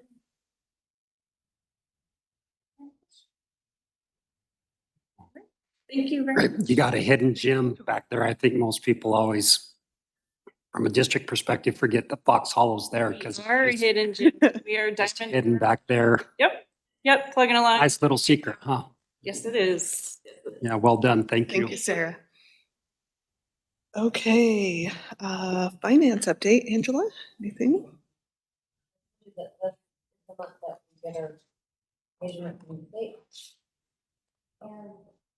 I don't actually have it yet, but I have most of it. So I went ahead and created this for you guys. And what I did was I just put it next to what you approved. So the proposed budget is what you approved in May. The current is where we stand right now. The audit and after we have the numbers in. And then just kind of a comparison, as you can see they're right about where we predicted. There wasn't any big variances. Cost or revenue. So we'll continue to monitor it, but this is the time when we go. Now, of course, it helps for students in enrollment other than attendance. Makes the prediction less hard to predict. With the current year, everything's. Any questions? Thank you. Okay, up next, the annexation presentation, Mr. Williams. Thank you for joining us. Thank you for having me. Appreciate it.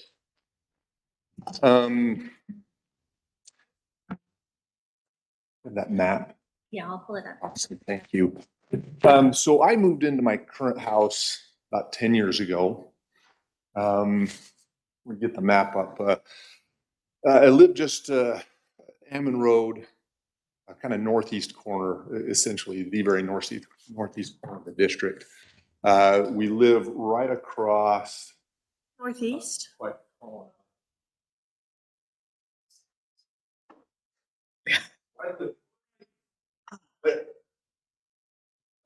Woodlands Elementary School is right there in District 93. So when we moved into that house, I had no idea that we're bound. I just looked and said I could get an elementary school at the rock from my house. And we moved there when my daughter was 4. When she was 5, we just sent her to kindergarten there.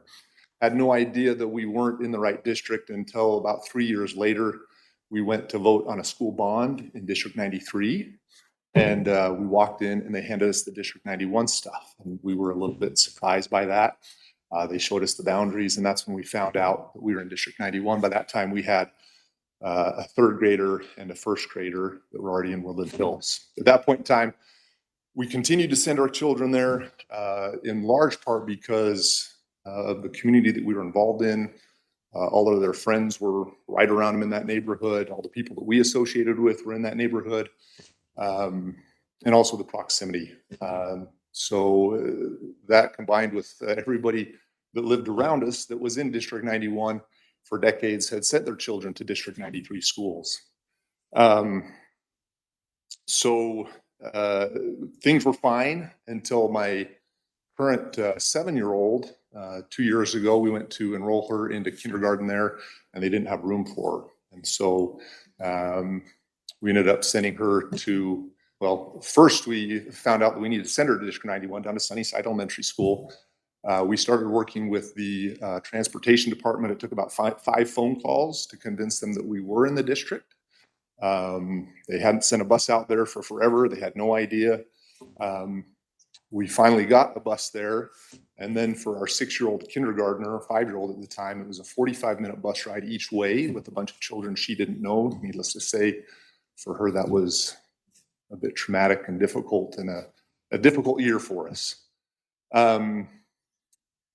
Spring came and it was time for open enrollment. By that time, our older kids were obviously a little bit further on in elementary school. My son that was 10 at the time started asking us about once a week if we'd heard back on open enrollment and if he was going to be able to get back into Woodland Hills or if he was going to have to be sent down to Sunnyside. Not long after that, he started praying every night that he would be accepted into Woodland Hills. And at that point in time, I realized as a father, I needed to see what I could do to try and create something that was a little bit more stable for my children, to try and keep them attending school in the community that they were involved in. That was kind of interesting. You guys were looking at redrawing boundaries, and one of the things you mentioned was a community school. And that's really what I'm trying to find for my children. So I talked with some of my neighbors. We started canvassing the area, trying to find out what interest was.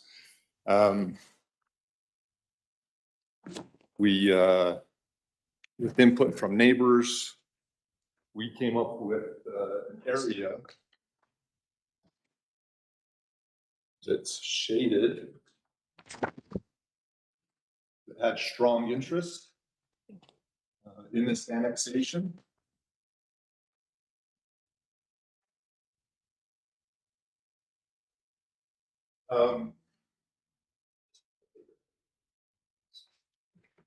So you scroll that map up a little bit. So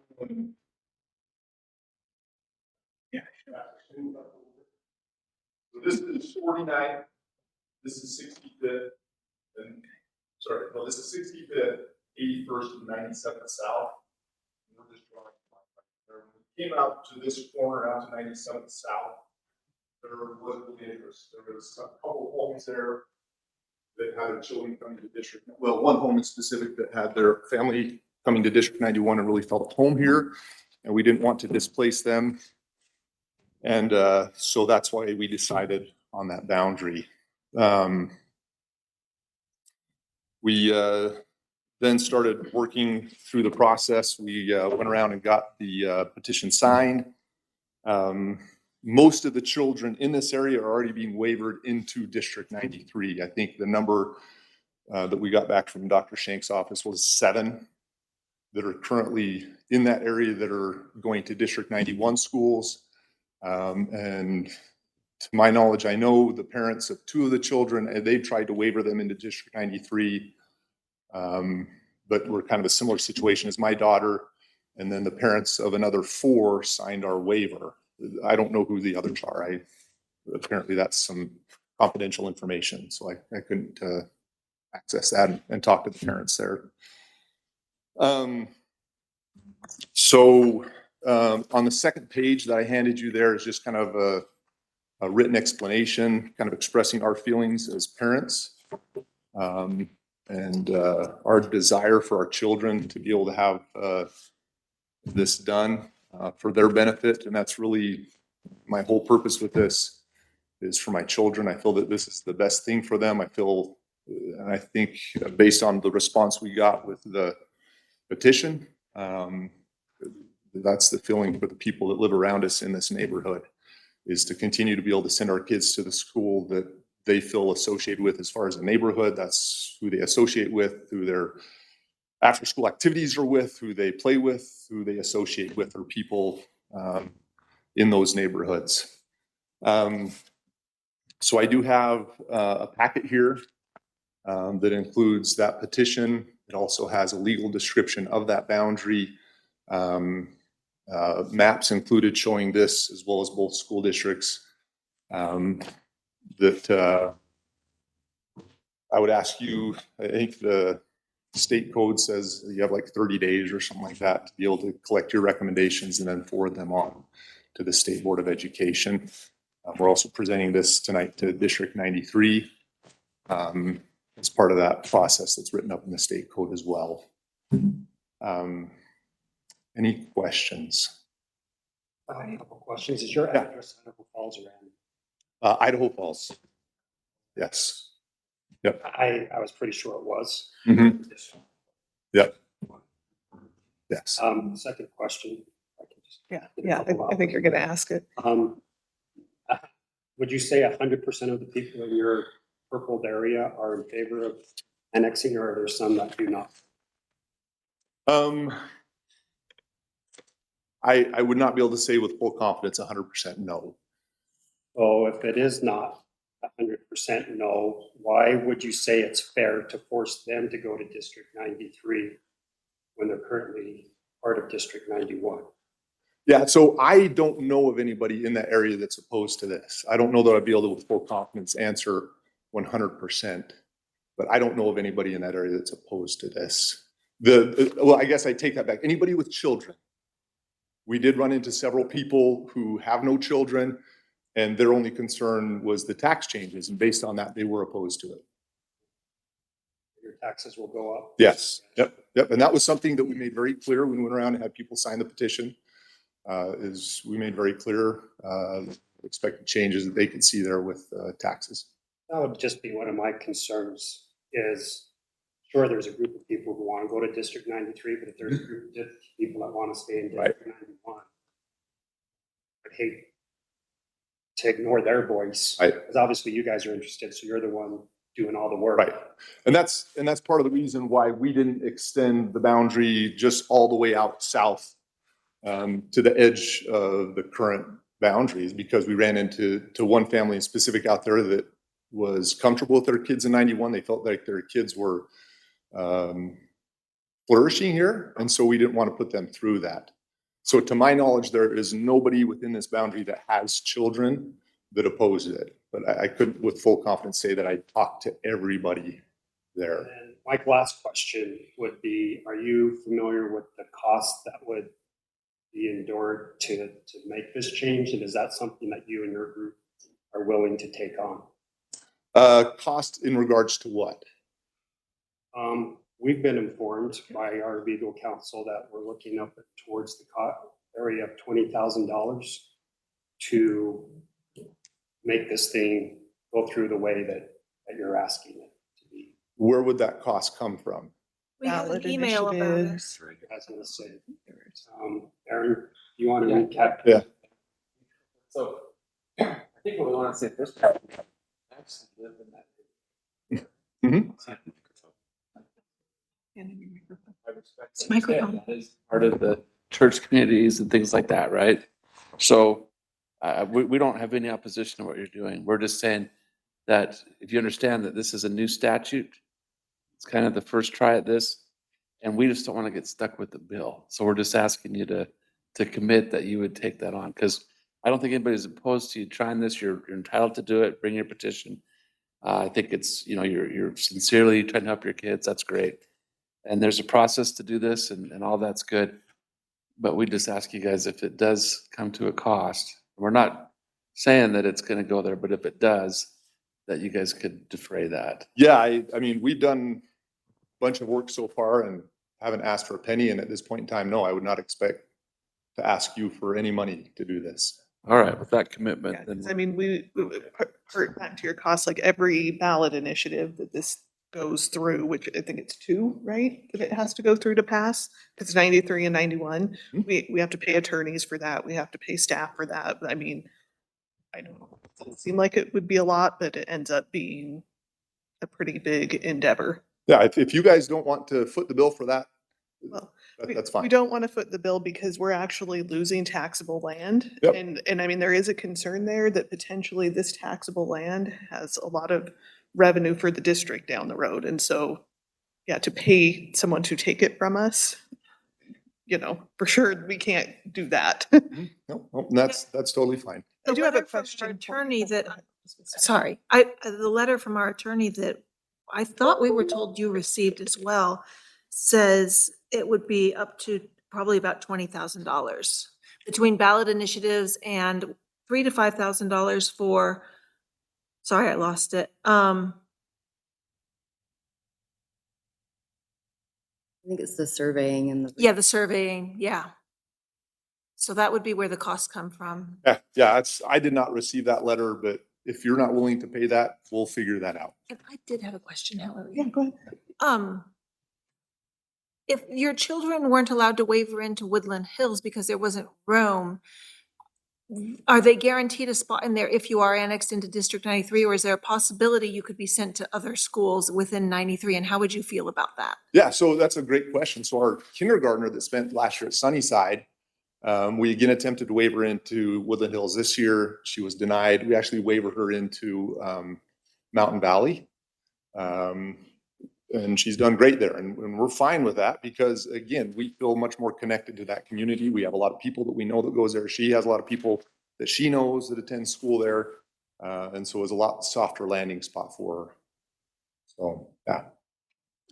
That's, I mean, bottom line, I don't know that we'll go to Woodland Hills. Based on the way the boundaries are drawn now, we may end up in Ammon Elementary School, which again would be fine.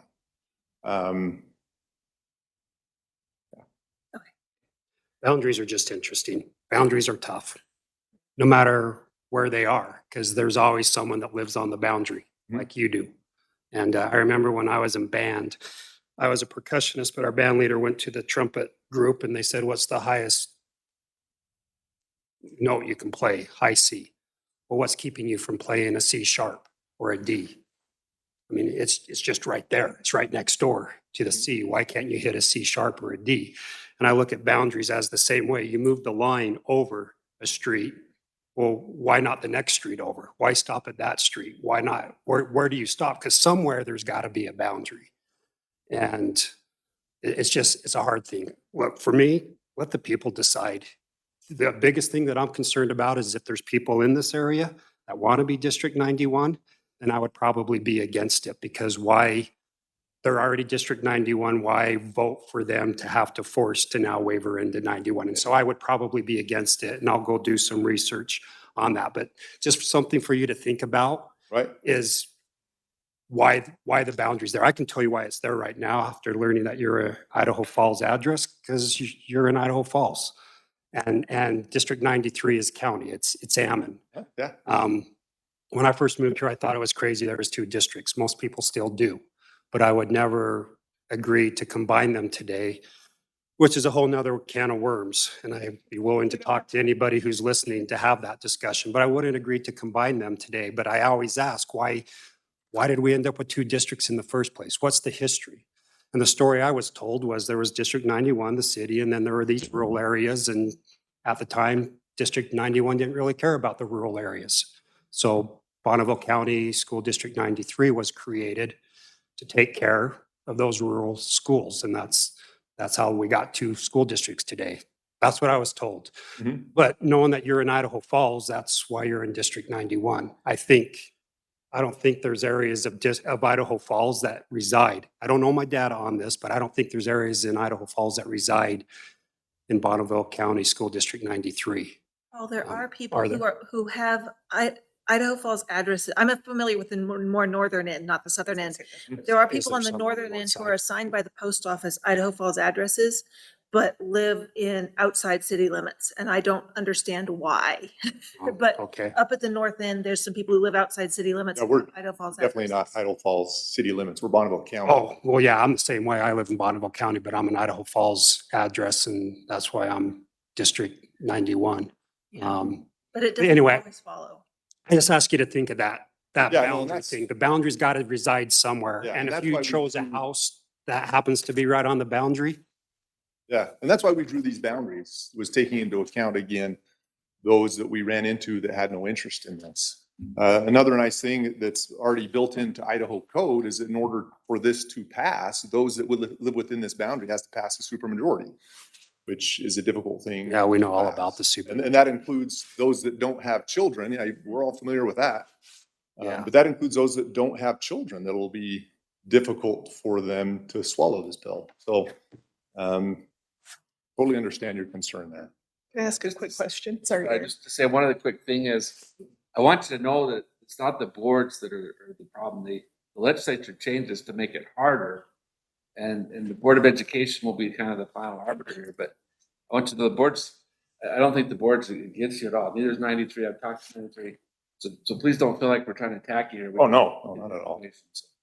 Oh, I just had a question. What's this little yellow highlighted area right here? That's You can not see in it there. purple. I think that's just something off of Google Maps. Okay, I just wanted Yes, to make sure. sorry. Yeah, that has nothing to do with what we're doing here. We're not, I was like, for sure, that's a Yeah. random spot if we need to pick that up. So I just wanted to verify. Thank What you. I would love to know is why this area. Yeah. Yeah, why the well, little, because it's Shut out. currently District 91. So I know. you I'm want to just know the wondering. story on the, You know the story on that one? So the story I heard, so the lady that lives there is Molly. She's actually worked with us on this She project. lives in this like. She lives in that little corner that's pulled out there. So her family's owned that property for, I don't know how many years. They farm out there and they've had it for a long time. Apparently, way back when they initially drew these boundaries, somebody on the District 91 school board lived there and wanted to be in District 91. So that's her. Well, they. that was the story I heard. I can't validate that, but that's going back generations. You know what? It into makes the family. sense. So- Wouldn't surprise me. Because yeah, when I was first looking at your map, I actually thought it was just that little square that we were talking about. And I'm like, oh yeah, it makes no sense why it's Yeah. 91 anyway. But Yeah. but then I got real curious, and it's got to be a story like that because nothing else makes sense. Yep. But yeah, just what Aaron said. Don't mean to come across attacking or anything. I can totally see. I think you have an uphill battle. We always have an uphill battle. We know the supermajority. We've failed several times at it. It's a tough thing to do. District 93, I saw their the news story on them. Of course, they're related for the reason that Hillary said, because they're looking at that tax revenue and that growth, and they're thinking additional tax dollars, and that's why they're all excited about it. We'll be fine without it. Don't want to give stuff away, but really it's, I don't know, to me, it's the vote of the people, unless there's people within that area that don't want to go to 93. And then I would personally probably be against it because I don't think that would be fair to them when they live in 91 today. Any other questions? Okay. Okay. Thank you so much Thanks for for your coming and time, presenting. You Appreciate it. bet. Who do I give this to? I'll take it. Thank you. Thank you. Don't have any patron input, correct, Jess? Okay. Julie, would you like to come up?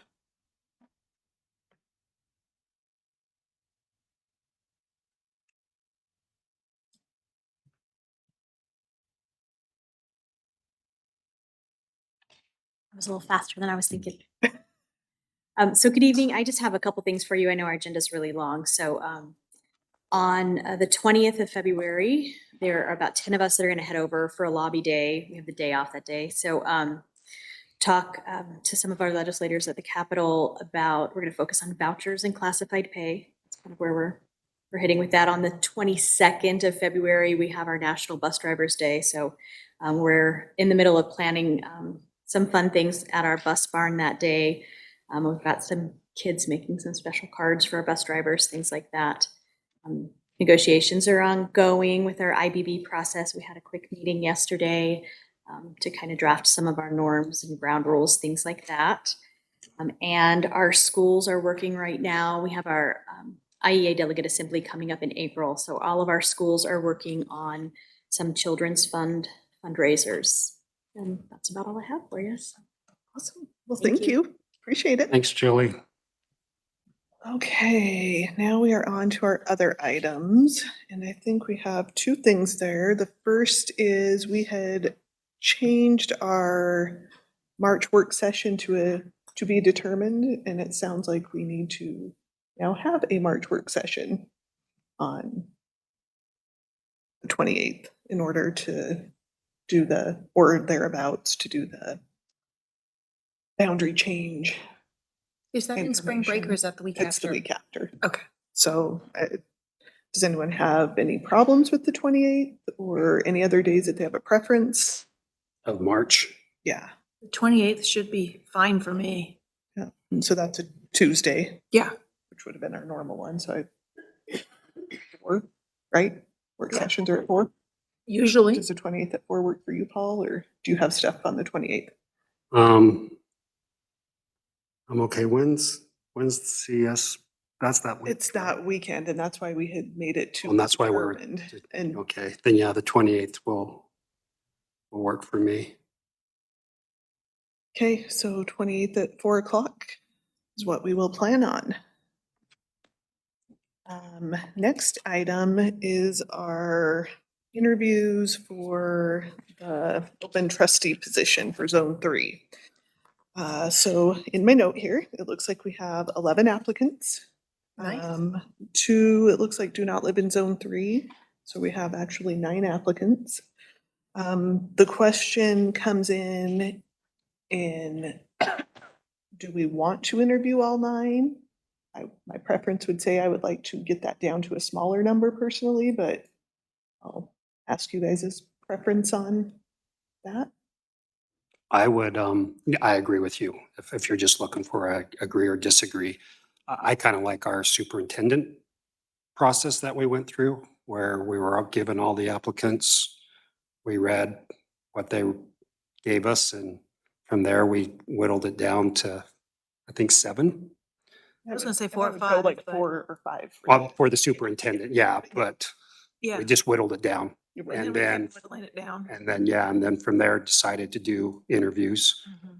And I don't think we would need to go beyond that, just thinking out loud. But yeah, and look, if there's the one thing that at least I don't know, I don't know who they are and I haven't read them, but I mean, if all 11 sound really, really good, then we could always do my philosophy or my suggestion wouldn't work, or 9, because you said 2 are outside of that. So there'll be 9 that are. Then I would almost say we need to do all 9, because all 9 sound very qualified and interested. But that would be my suggestion as we read through them. And So I had just checked today, just since that's kind of the process we're familiar with as the superintendent ones, if we could narrow them down just based on the letters of intent or interest. And ISBA says we need to have some sort of questionnaire if we're going to narrow people down, and then review that at that same time, versus just narrowing it down on the letters of intent, right? I just think I'm not arguing against it. I just think it's interesting that they let our superintendent search and we narrowed it down without a questionnaire or anything. We just took what was submitted, Although our packets that we were sent were quite extensive, some more than others. some more than others, but And it wasn't anything other than what the applicant was willing to send us. So I find it interesting that that would be their direction on this. I believe ISBA does a lot of more background work with the superintendent search than we would do. All we've had them do is letter of intent and an application so there's more behind the scenes work for the super. before it comes to you. Well, they do background checks, like FBI background checks, and they do other things, but it was us that read the packets and said, let's move these 7 along. It wasn't them. Yeah. They just made sure that the ones we moved along were not on the FBI watch list. Very true.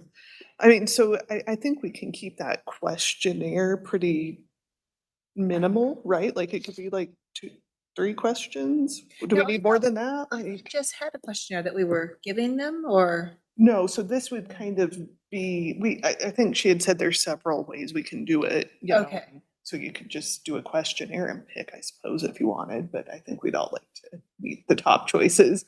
But I mean, did they send any sample? Some of the questions that we could use for both the questionnaire and also. So do we want to come up with, how do we decide what questions we're using? Like, are you going to send us a list? Do we need to decide tonight? Do I we, can send you a list and. and then each of us pick one? 2?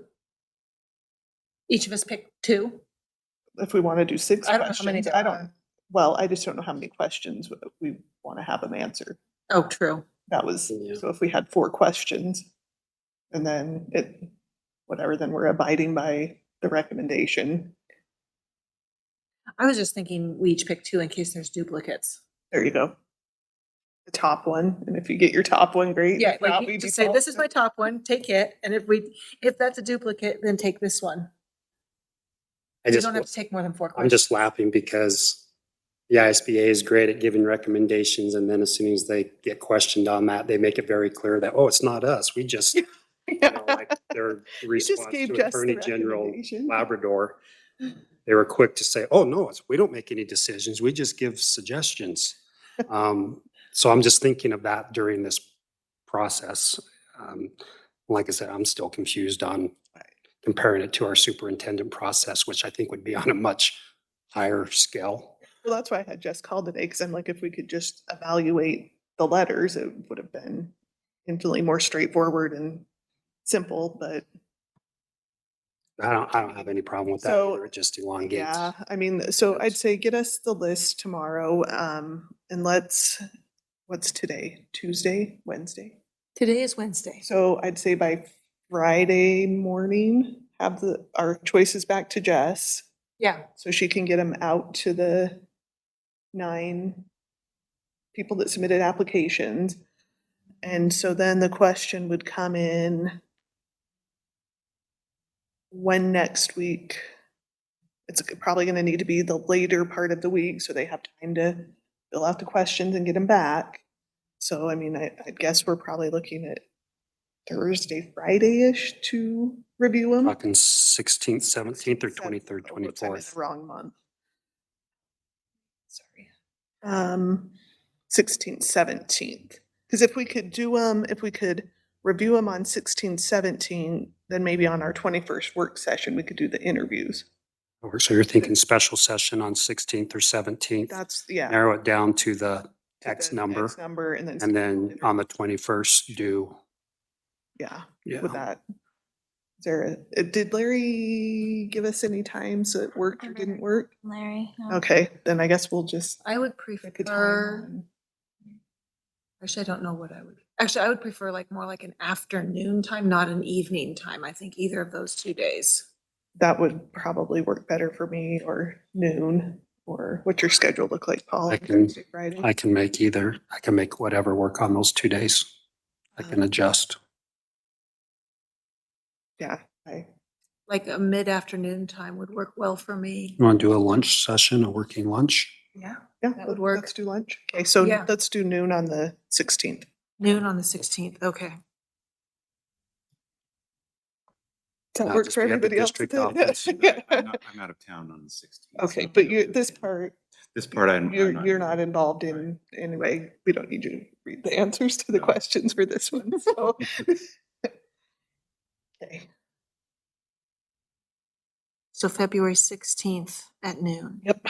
And at the district office, we'll just meet over there. It's a district office. Yeah, Yep, we'll use the conference room. I'll send out invites tomorrow. okay, for perfect. questions. Thank you. Okay, so questions back to Jess by Friday at noon, Mhm. so she can get them out Friday And when is she going to get those to us? Tomorrow. tomorrow. Okay. Yeah. So kind of a quick turnaround there, but just pick your top choices. Shouldn't be difficult. No, I think we can handle it. So, okay. I think that is everything in other, right? That's correct. Okay. So So on to the consent agenda. Do we have any questions? Yeah, I raised an issue earlier this week, as soon as I read through the consent agenda, and I can see that that hasn't been corrected. So do we need to table the consent agenda until that's corrected? No, I think we can pull one item. We don't have to table the whole thing. The issue I told you about? Yes, and I just looked and it's not corrected. it can sit there. The contract is not released until the action item. So it's an employment item that will be addressed. However, if you'd like to pull it out, you can. It's all at the same time. But that was my answer that I asked the question of is, do we do this in this fashion? And I guess that's been past practice in the district, is to have those listed in that context. I've never seen that before. We've done it always. We've always done it that way. You know what I'm talking about? Yeah, I know what you're talking about. And yeah, it's always been that way. I've never Every noticed. it single in one the we've done like that. has Staff been- action. But you're welcome to pull It's that not a out. new thing. It's just It gonna just be- seems strange to me that it appears in I've both noticed it places. before. So I don't have anything else. Okay. Do I have a motion to approve the consent agenda? I move we approve the consent agenda. Do I have a second? I'll second. All those in favor of approving the consent agenda, say aye. Aye. Anyone opposed? And the motion passes. So on to action items. The first reading of a lot of board policies. Do we have any questions? Okay, do I have a motion to approve the first readings? I will make the motion. Now, I need to read all the numbers. Do I need to read the titles too? Yes. Okay. Yeah, okay. I make a motion to approve the section 2000 goals, 2000. Sorry, just approve the first reading of, so Oh, we're not, it's just the that's first. what it reading. says there. I make a motion to approve the first reading of the following sections: 2000 goals, 2100 curriculum development and assessment, 2100P curriculum management plan, 2110 lesson plan, 2120 program evaluation and diagnostic tests, 2125 K through 3 reading intervention, 2130 research studies, 2140 student and family privacy rights, 2140F student and family privacy rights consent form, 2150 copyright, 2150P copyright compliance, 2200 school year calendar and instructional hours, 2210 school closure, 2210P1 weather-related school closure, 2210P2 health emergency related school closure, 2215 air quality restrictions on outdoor activities, practice, and competition, 2230 grade organization, 2300 guidance and counseling, 2305 nutrition services, 2310 nutrition education, 2320 health enhancement education, 2335 digital citizen and safety education, 2340 controversial issues and academic freedom, 2345 speakers in the classroom and at school functions, 2350 student religious activity at school, 2355 release time, 2360 interscholastic activities, 2370 homebound hospital and home instruction, 2375 service animals in schools, 2380 Head Start program coordination, 2385 English Learners Program, and 2390 Education of Migratory Children. Do I have a second? I'll second. All those in favor of approving the first reading of board policies, please say aye. Aye. Aye. Any opposed? And the motion passes. Next item, second and final reading of board policy. Do we have any comments or questions? No, well, did you have something? Oh, go ahead. I was just gonna say, I just appreciate the feedback from patrons, administration, counselors, teachers. I think that covers all the feedback that we received. Concerns there. I appreciate the work that the district did on some of the wording changes to accommodate that feedback, but yet to also address the issue at hand. after reading the policy, I think it's a well-written policy that protects people, that gives a pathway for people to raise concerns, and yet to also give them confidence that they can do it in confidentiality, and not be retaliated against, or if they are, there's consequences to that. And I like the point some people brought to my attention that's addressed here. That we don't need policy on top of policy, and I see that those changes have been added that reference other policy that already addresses retaliation and so forth. And I think that's great, because anytime you have multiple policy appearing in overall policy, it just causes confusion and court battles, because now which one are we following? So anytime we can reference, just if it already appears, we reference that policy. I think that's great. So I appreciate the work that's gone into this, and I think it's a good document now. Shrink? Is there anything in red that you'd like us to address this evening? We've added the blue. Those were based upon the comments that we received. What's in red came through on the first reading. Is there anything that you would like removed, struck, that's in the red that perhaps may not be necessary any longer? Those are the questions that I had. I mean, there are some commentary, for instance, to help prevent retaliation. Those bullets are. Well, the thing is, and you just took what's in red from the Equal Employment Opportunity Commission. I mean, that's already out there. Just to my point, that policy already exists, so we're just taking it and applying it here. And then there's a few changes that were made that I think are good. I know that the formal and informal was a concern, and I can understand that concern, so it's been stricken. So from my point of view, there's nothing more. It's a good document, I believe. I just wanted clarity on that so that we knew what to put all together. Elizabeth, anything? I looked at this, but if I'm being asked for specific, I just want to look at it one more time.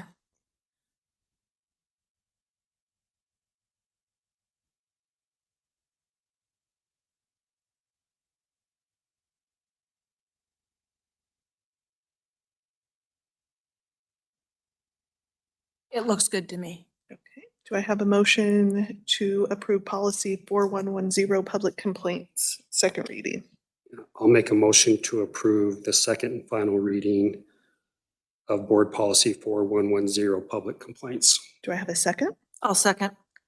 All those in favor of approving the second reading of policy 4110, public complaints, say aye. Aye. Aye. Any opposed? And the motion passes. Our next item is surplus bids.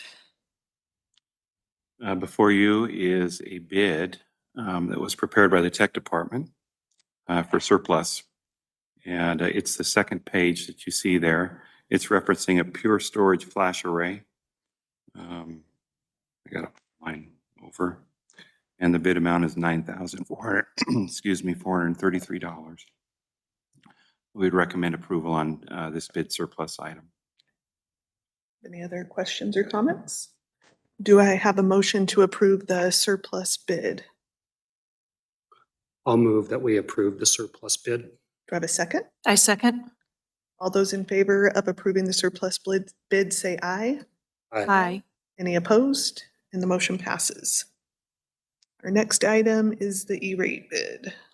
Okay, again, I think this is the second document that's contained within this request. You can see the bid from a company called Blackfoot Connect to More for the E-rate. Elizabeth had a question earlier if this was a company that we had used previously. Angela, do you have any idea if that's the case? Is this the one that we've had in the past that we've reused? I'm sorry. I didn't get that question. Yeah. Sorry, I just asked Yeah, it just before asked, the yeah. meeting.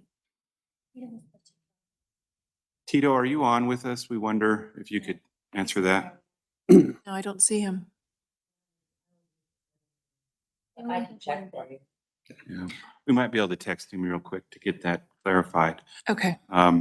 Because they make that mention of to maintain the relationship. Yeah, that's what caught my eye. We would probably suggest that that's the case, but we'll get it confirmed. My recollection is we've used this company before, because I Okay. remember thinking, why Blackfoot?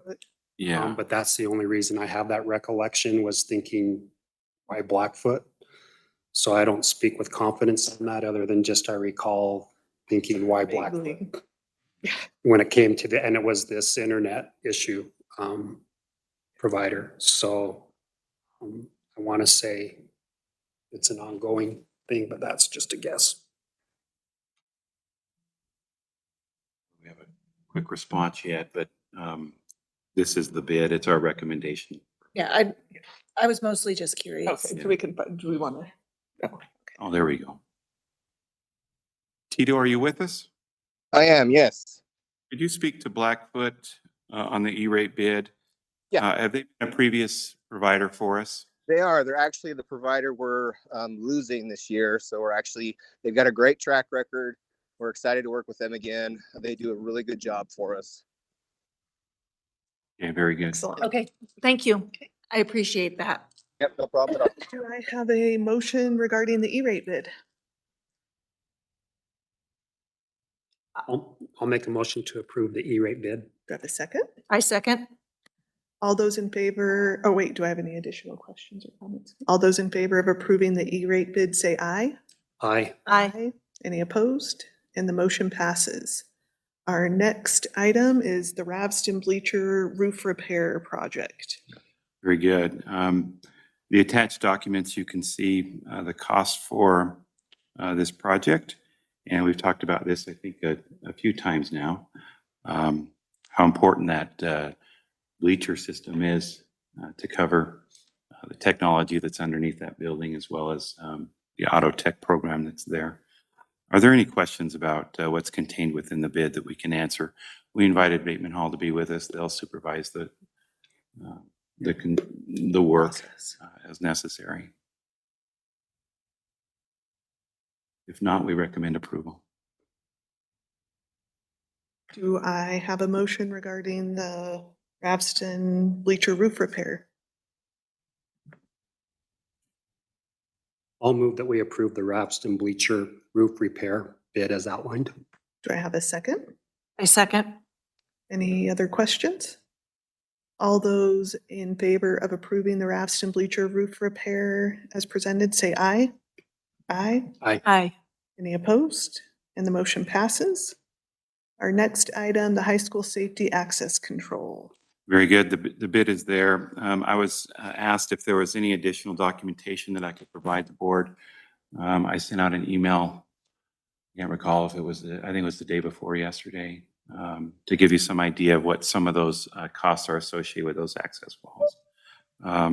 Some of that's within there that needs to be remembered is our tech department does some work with this as well. So some costs are borne by the tech department. But again, I've asked Bateman Hall to appear and to address any questions that you may have as far as any of the specifics. Do you recall what you titled that email? Because I can't see, I'm not seeing I it. saw the email, but there were to me, the document was the same one that's attached. If you scroll down, there's more detail, like on what Johnson Brothers Yeah, is providing. yeah, I saw that. Okay. I also asked when I saw this as an agenda item for a schematic of what the layout of this would look like. Monday. I'd be curious, in addition, now with information that we've since learned, what the final cost of this would be. So it's $306,000 for the build, but how much tech cost is in it? And I'd still like to see the schematic. I asked for it to be at the meeting or to get it prior to the meeting, and unless I missed something, I haven't seen it yet. Yeah, I don't know that a schematic exists for this project. It started last August. I don't think we had it drawn, did we?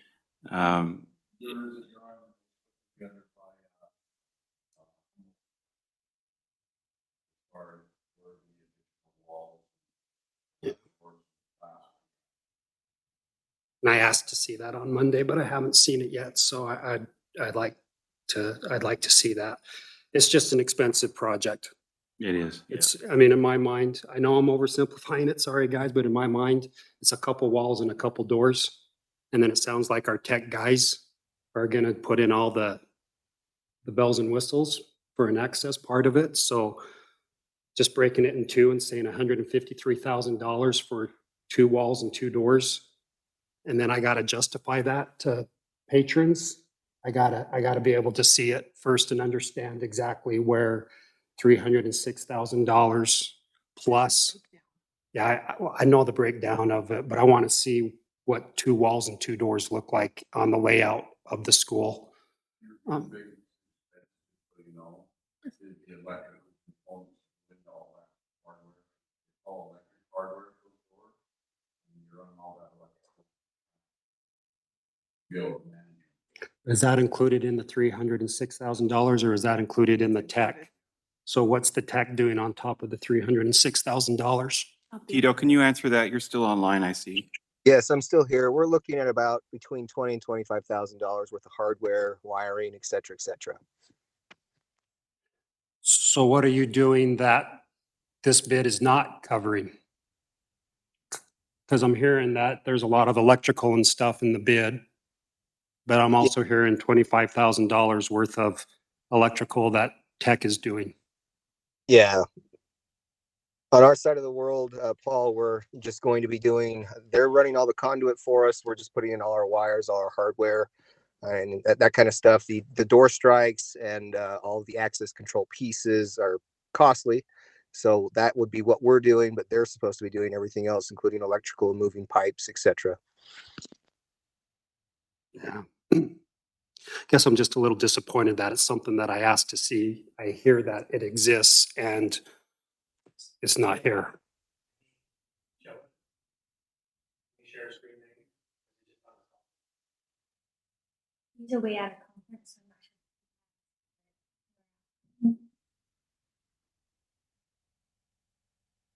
So now we're looking at a $330,000 project. When it comes to safety, I'm 100% on board. It needs to happen. I need to better understand the cost and what it's going to look like and what these schools are going to look like when this $330,000 has been spent. That's my concern. Did you say you have it, Angela? You might.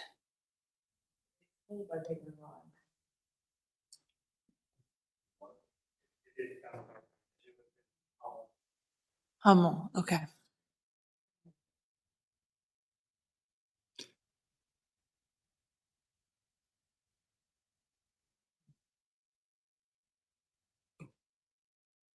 Yeah, about a third of it's electrical. What we're looking From the bid. from the bid, yeah. Yeah, see, but that, 130. now I'm even more concerned though, in the sense that a third of that 300 is electrical, but now we just learned that another 25,000 is electrical from the district. So what is what? There's a lot of questions that I have.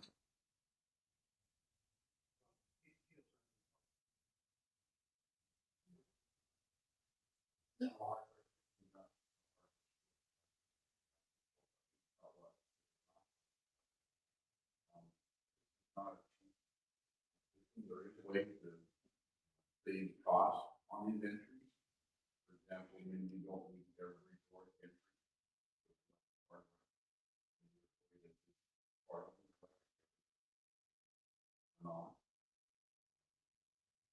There's ways to go strike.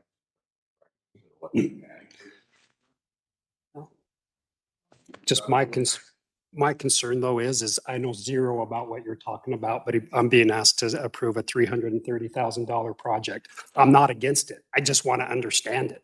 I mean, honestly, the longer you talk, the less I understand about it, so that's not good. You know, through all that with your what they was asking for.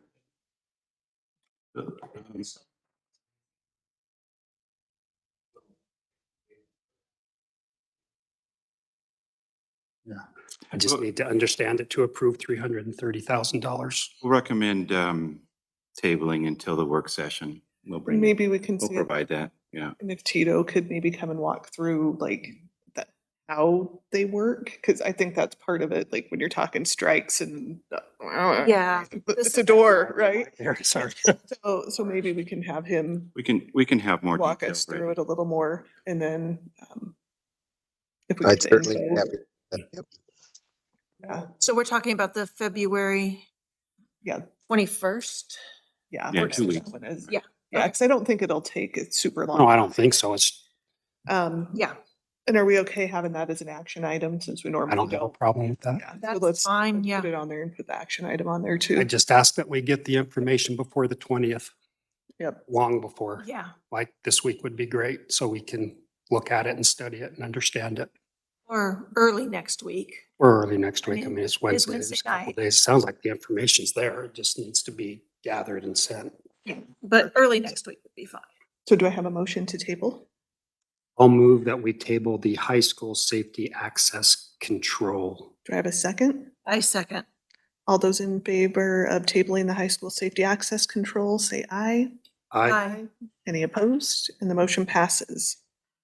Okay, we have 3 emergency school closures, which can all be done in one motion. Dr. Schenk? Yes, on the Edgemont, I think the other 2 are known, but the last summer, if you recall, we had an emergency go home early because of the heat with the Edgemont HVAC system that went down. And we looked for that motion in action and weren't able to find it. So we wanted to make sure that this was on this to check the box and ensure that it was done properly. So I would recommend that the board ratify the emergency closure on 8/23/22, 1/27/2023, and 1/31/2023. Do I have a motion regarding the emergency closures? All 3 in one motion You can is, okay. just list them out. Yes, I'll make a motion to approve the emergency closure for Edgemont Elementary on August 23rd, 2022. The emergency closure for Skyline High School on January 27th, 2023. We do have to include the description. Oh. Okay. Well, then let's just do one at a One at time. a Is that in there? Yep. Yeah. I'll make a motion to approve the emergency closure for Edgemont Elementary on August 23rd, 2022 due to HVAC issues and high temperatures. Edgemont students were released from school 1 hour and 35 minutes early. Do I have a second? I second. Any additional questions? All those in favor of approving the emergency closure for Edgemont on 8/23/22, say aye. Aye. Any opposed? The motion passes. Do I have a motion on item H? I'll move to approve the emergency closure for Skyline High School on January 27th, 2023, I believe it should say, due to safety precautions from a gas leak. Do I have a second? I second. Any additional questions? All those in favor of approving the emergency closure for Skyline High School on January 27th, 2023, please say aye. Aye. Any opposed? And the motion passes. Do I have a motion on action item I? Yeah, I'll move to approve the emergency closure district-wide on January 30th and January 31st, 2023 due to extreme cold temperatures. Do I have a second? I second. Any additional questions? All those in favor of approving emergency closure district-wide on January 30th, 2023 and January 31st, 2023, please say aye. Aye. Any opposed? And the motion passes. Just one issue, if I can, on that.